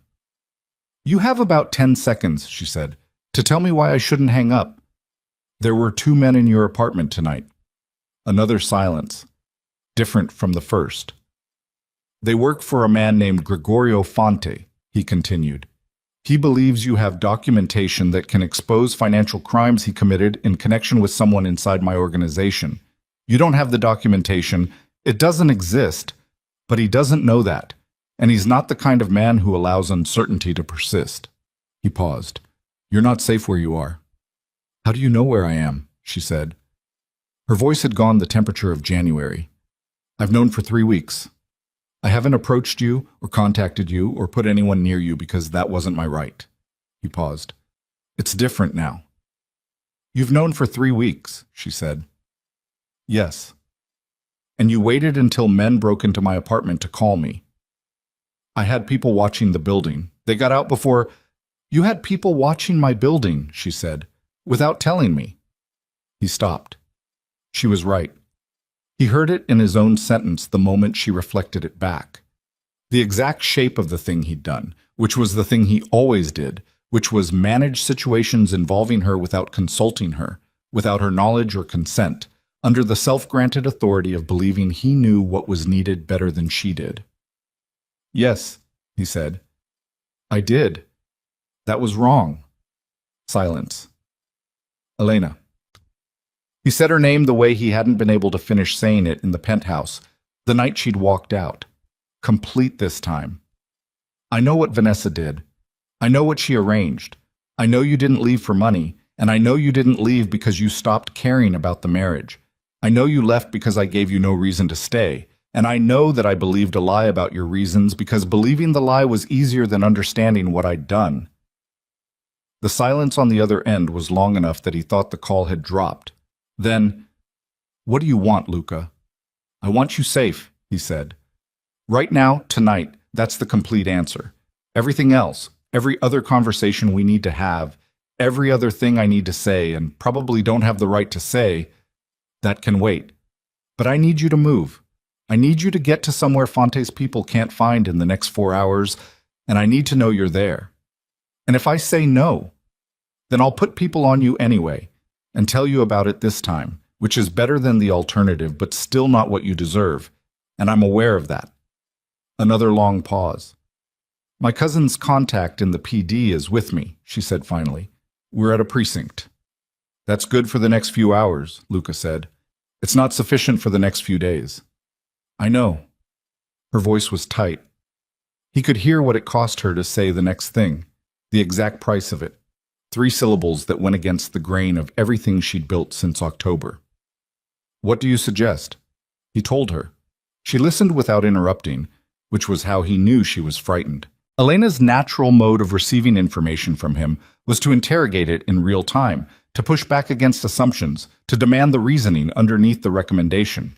The absence of that told him the night had been sufficient to override her preference for independence over proximity. Okay, she said when he finished.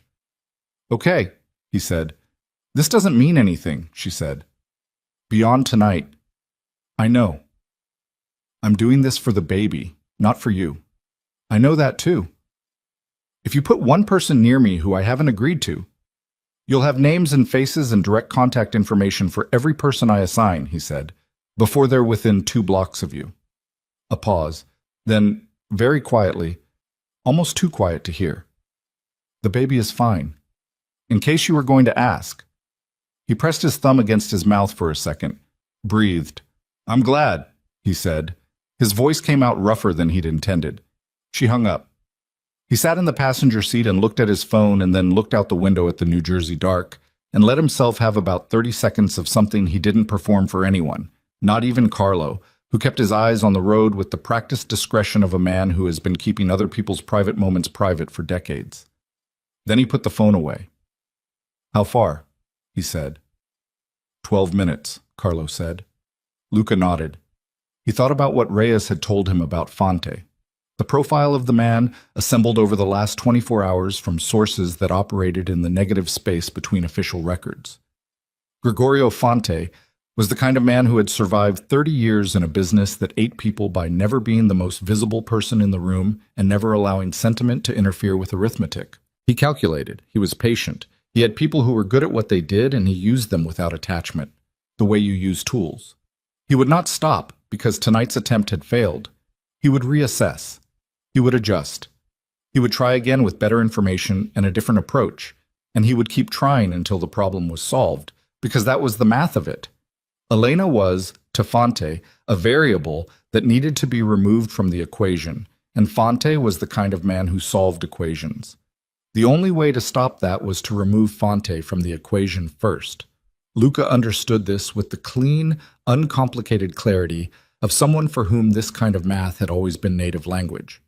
He also understood something else, something he was choosing to carry alongside the clarity rather than let it be replaced by it.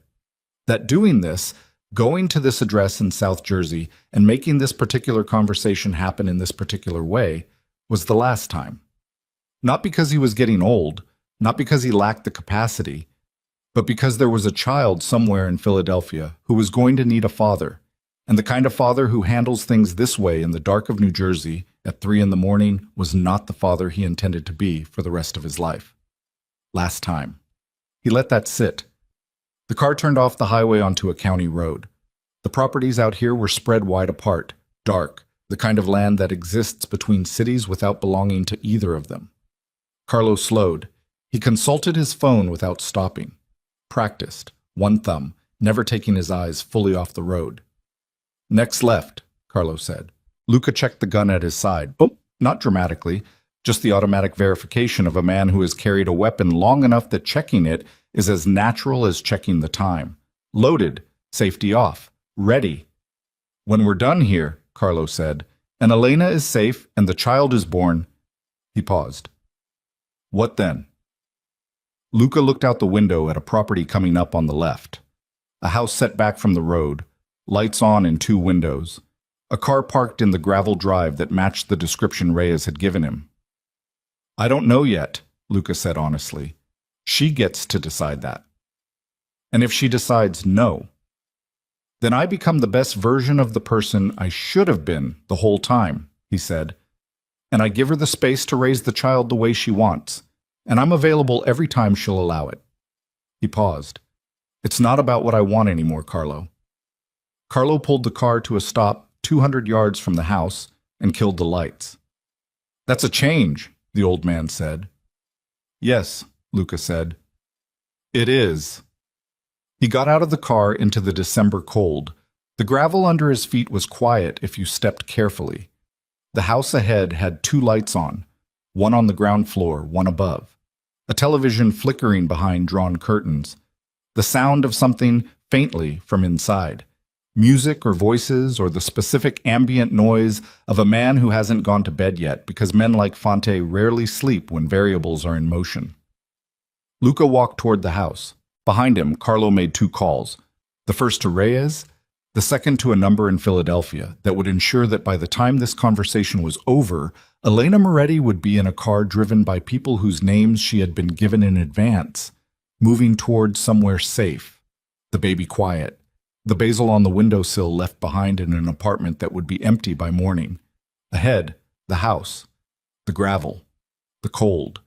Luca's hand at his side, not on the gun yet, just walking, just a man moving toward the last version of the conversation he intended to have this way, carrying in his jacket pocket a photograph of a woman laughing at something genuine, and in his chest the particular weight of a person who has understood, maybe too late and maybe not, that the things worth protecting were never. The front door was unlocked. That was the first thing that was wrong.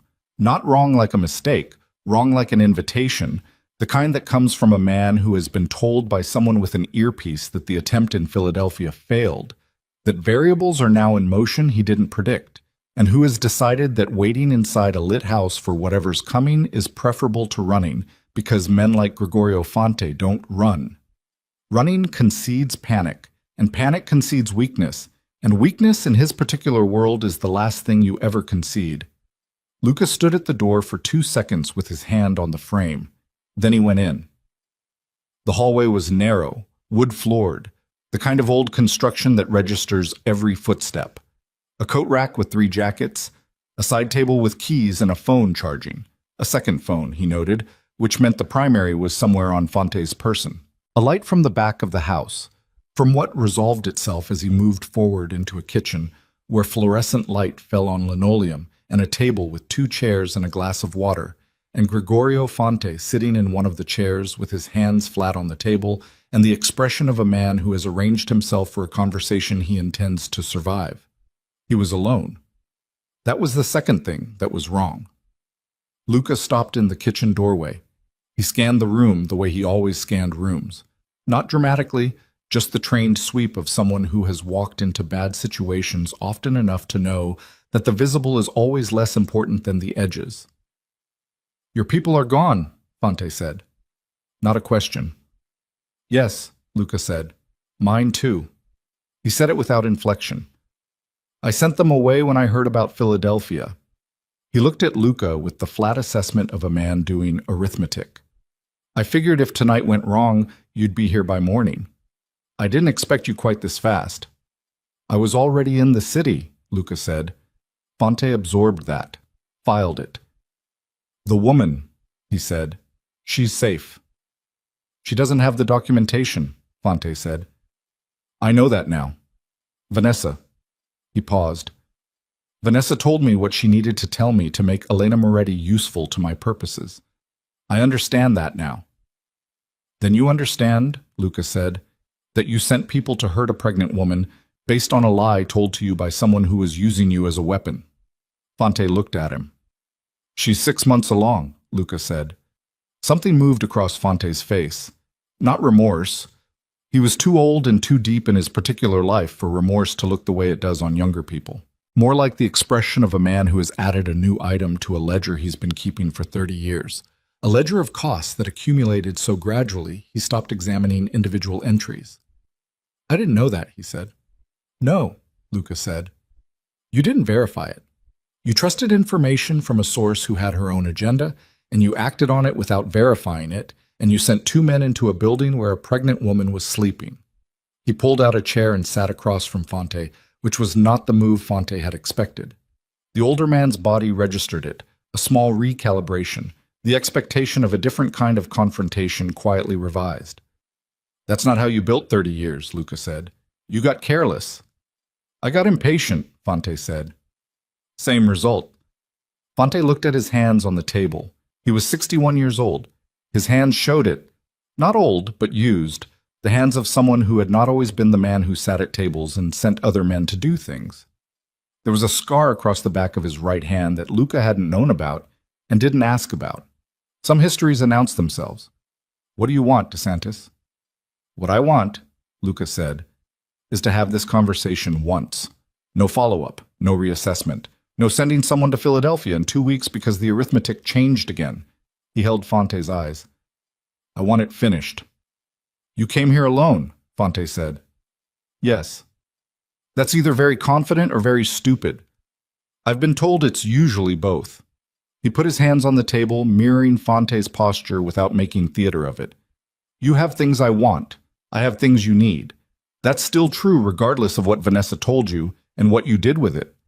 Fonte's eyes narrowed slightly. You're not here to... I'm here to negotiate, Luca said. What happens after the negotiation depends on what you decide in this room tonight. The silence was the length of a man recalculating everything he thought he knew about the next 10 minutes of his life. Talk, Fonte said. Luca talked. He laid it out with the clean precision of someone who has been building the structure in his head for the last 40 minutes in a moving car. What Reyes had documented, what Caruso had provided, what the complete audit of Vanessa's 18 months of information transfer had produced. He named figures, dates, specific transfers. He described the shell company architecture that Fonte had constructed using DeSantis account access Vanessa had provided, in enough detail that Fonte's expression changed 3 times in the first 5 minutes. From controlled assessment to sharp attention to something that was not quite respect but was adjacent to it, the look of a man who is being shown that the person across the table knows more than he thought. That's documented, Luca said when he finished. All of it. In a form that is currently sitting with 3 different people in 3 different locations, none of whom are connected to each other or to this organization. If I don't make a specific call in the next 6 hours, what they're holding goes to people who will use it in ways that won't be good for either of us. Fonte said nothing. But I'm not interested in using it, Luca said. I'm interested in a specific set of outcomes. Elena Moretti and my child are removed from any consideration, any list, any plan you have now or in the future. Permanently. Irrevocably. Not because of fear of me, but because this conversation is the agreement and the agreement stands. He paused. The 3 captains in your network who have been drawing from DeSantis resources. They stop. The Eastern account access Vanessa provided. It gets walled off, and you don't look for another way in. He paused again. And Enzo Pace, Marco da Silva, and Frankie Terranova. Fonte was very still. 3 families, Luca said. A daughter who's 8, a wife who was 4 months pregnant when her husband was killed, a man who was 57 years old and had 30 days left before he retired. His voice didn't rise. It had the quality of something very heavy being placed down carefully. You don't pay that debt. Nobody pays that debt. It doesn't work that way. But I'm going to tell you their names once in this room, and you're going to sit with them, and that's part of this conversation. Fonte sat with them. He didn't look away. That was something. Luca noted it without granting it more weight than it deserved, but he noted it. And Vanessa, Fonte said. Vanessa is my problem, Luca said. She'll be handled in a way that removes her from the board without creating additional problems for either of us. You have my word on that. Your word, Fonte said. The tone wasn't contemptuous, more like a man testing the weight of something. 30 years, Luca said. Ask anyone who's dealt with this family whether our word has held. He let that sit. Has mine ever not?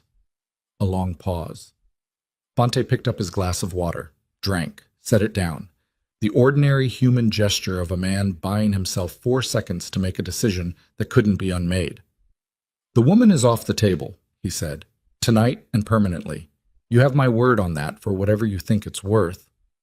I think it's worth something, Luca said, or I wouldn't be sitting here. But the Eastern accounts, Fonte said slowly, walling them off cost me. I know what it costs you, Luca said. That's the price. Another pause. The 3 captains, Fonte said, step back on their own or explain to their own people why they're no longer connected to resources they were connected to before. That's your problem, not mine. Fonte looked at the table. He looked at his hands.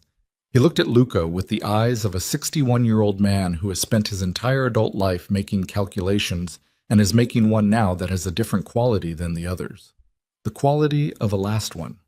The kind you make when you understand that the ledger is getting too heavy and the next entry might be the one that breaks it. All right, he said. They sat in a kitchen in South Jersey at 4 in the morning and finalized the terms of an agreement that would never be written down and would never be referred to in any documented form and would nonetheless hold, because both men in that room understood that the alternative to it holding was a chain of events that served neither of them and destroyed several things that couldn't be rebuilt. When it was done, Luca stood. Fonte stood. They did not shake hands. That would have been too much, a performance of something that wasn't there. They simply stood on opposite sides of the table, and the agreement existed between them in the air, solid as anything written. "The woman," Fonte said as Luca turned to leave. "What you said about the child." He paused. "I have a granddaughter, 8 months old." He said it looking at the table, not at Luca. "I don't say that as an excuse. I say it because—" He stopped, didn't finish the sentence. Luca stood in the doorway. "Take care of your granddaughter," he said. He walked out. The December air outside was the same cold it had been going in, but it felt different on the way out. The gravel was the same gravel. The dark was the same dark. But something had shifted in the way it does after conversations that close doors. Not dramatically, just the quiet physical sense of a weight that has been carried too far finding a place to be set down. Carlo had the car running. Luca got in and sat and didn't say anything for a moment. "Done?" Carlo said. "Done," Luca said. Carlo drove. An hour later, in a hotel suite in Philadelphia that Reyes had arranged, nondescript, clean, 2 exits, the kind of place built for exactly this kind of temporary safety, Elena Moretti was sitting on the edge of a bed in her coat with her go-bag still on her back because she hadn't yet decided to take it off, which was itself a decision about how permanent she was willing to let this feel. She heard the knock.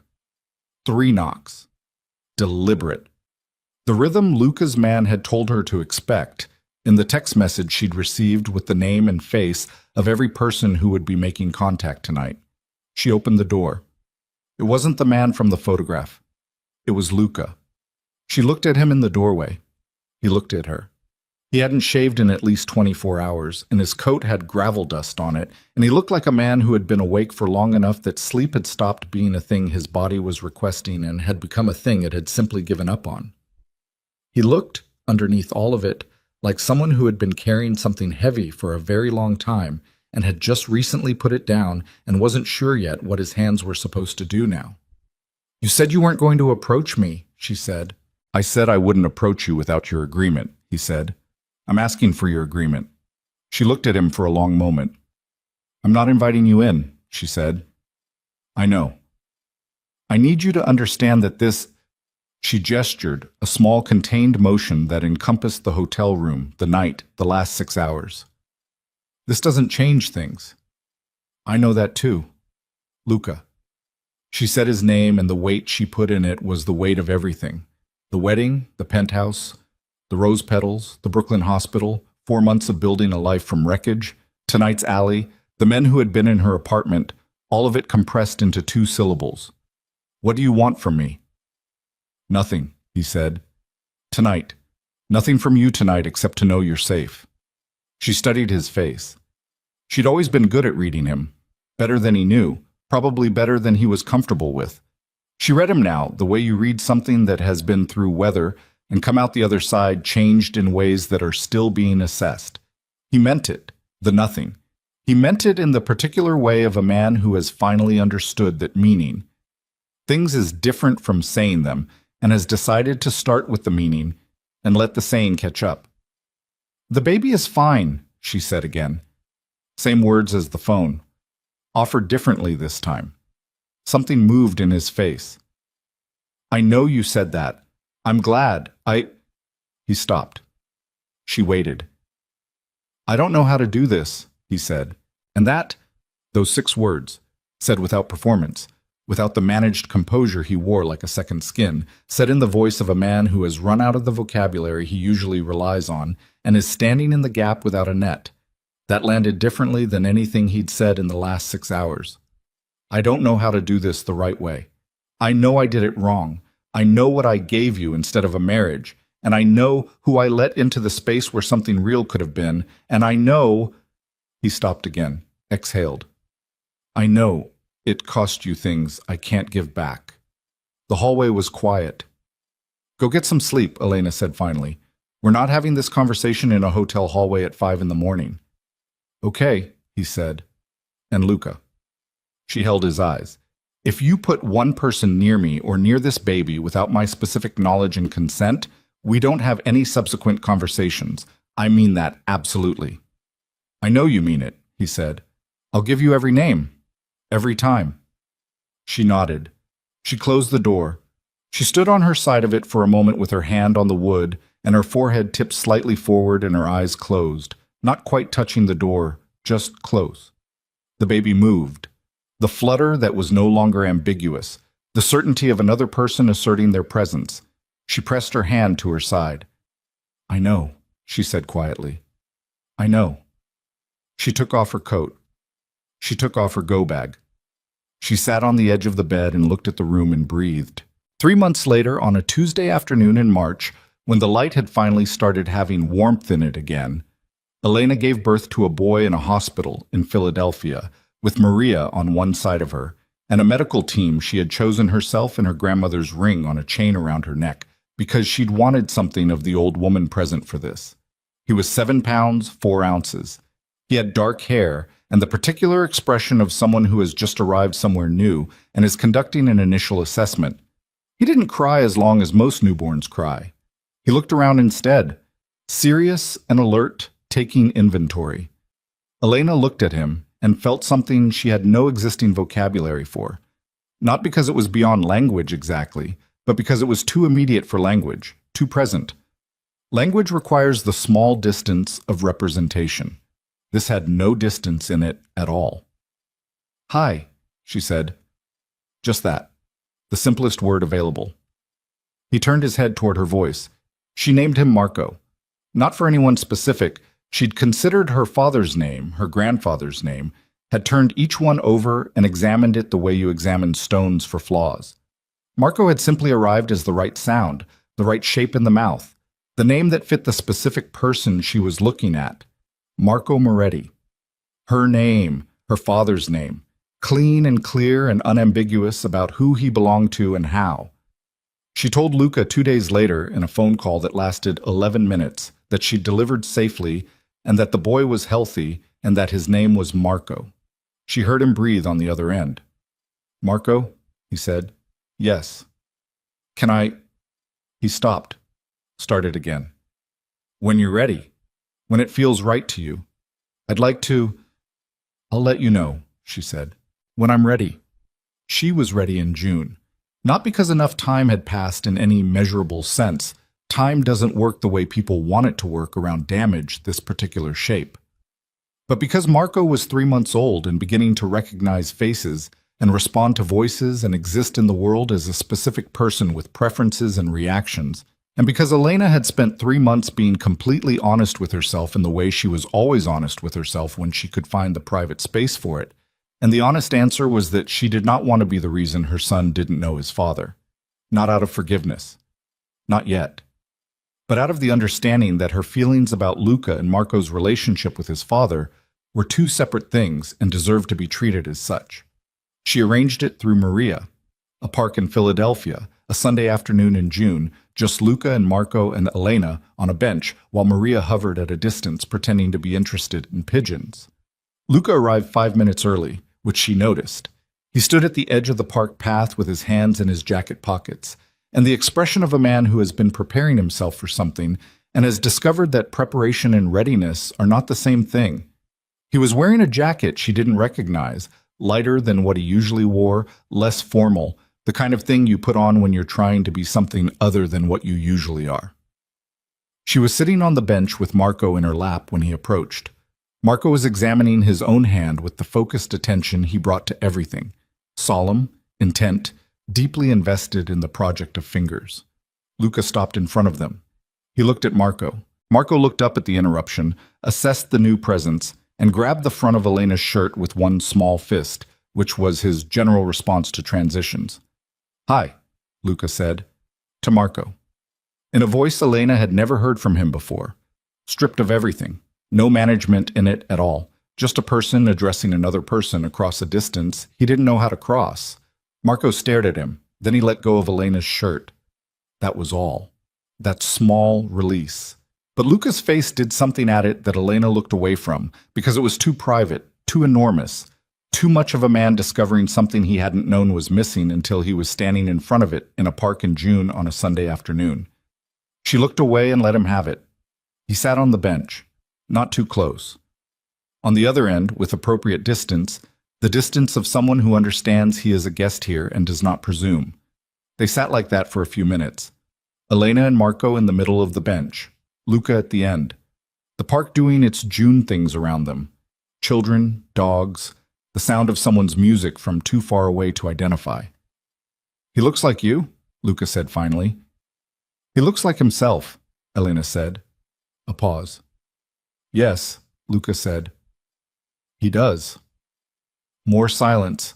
Marco had found the edge of Elena's sleeve and was conducting a thorough investigation of the button. Vanessa, Elena said. She cooperated fully with the financial investigation, Luca said. The accounts she compromised, the information she passed, it's documented, and the authorities have what they need from her. She won't be prosecuted in exchange for that cooperation. She won't be in this world anymore in any capacity.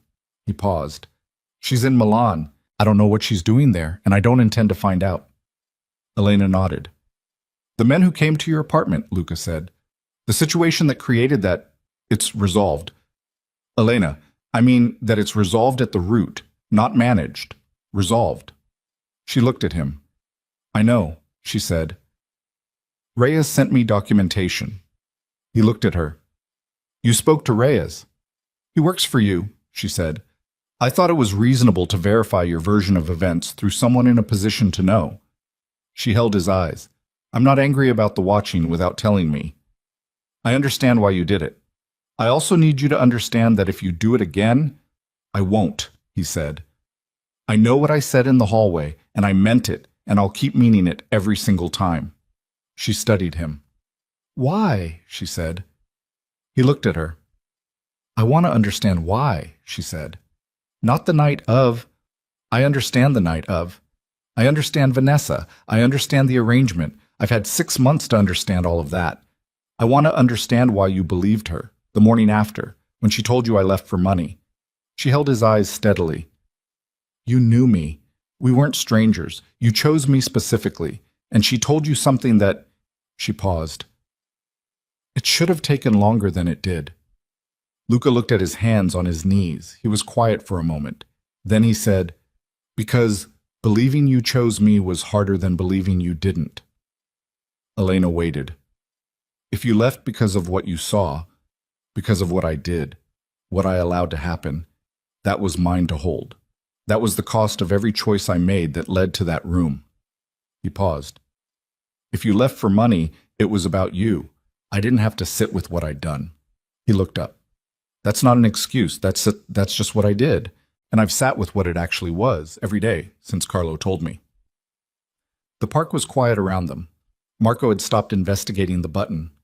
He was looking at Luca again with his serious, assessing eyes, conducting whatever internal process 3-month-olds conduct when they're deciding about a new person.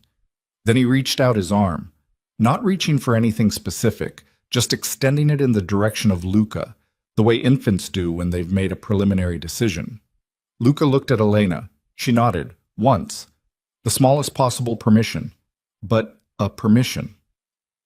He reached out his hand and let Marco close his small fist around his index finger, and then he sat on that bench and held completely still, as if any movement might break something that was still too new to know if it was durable.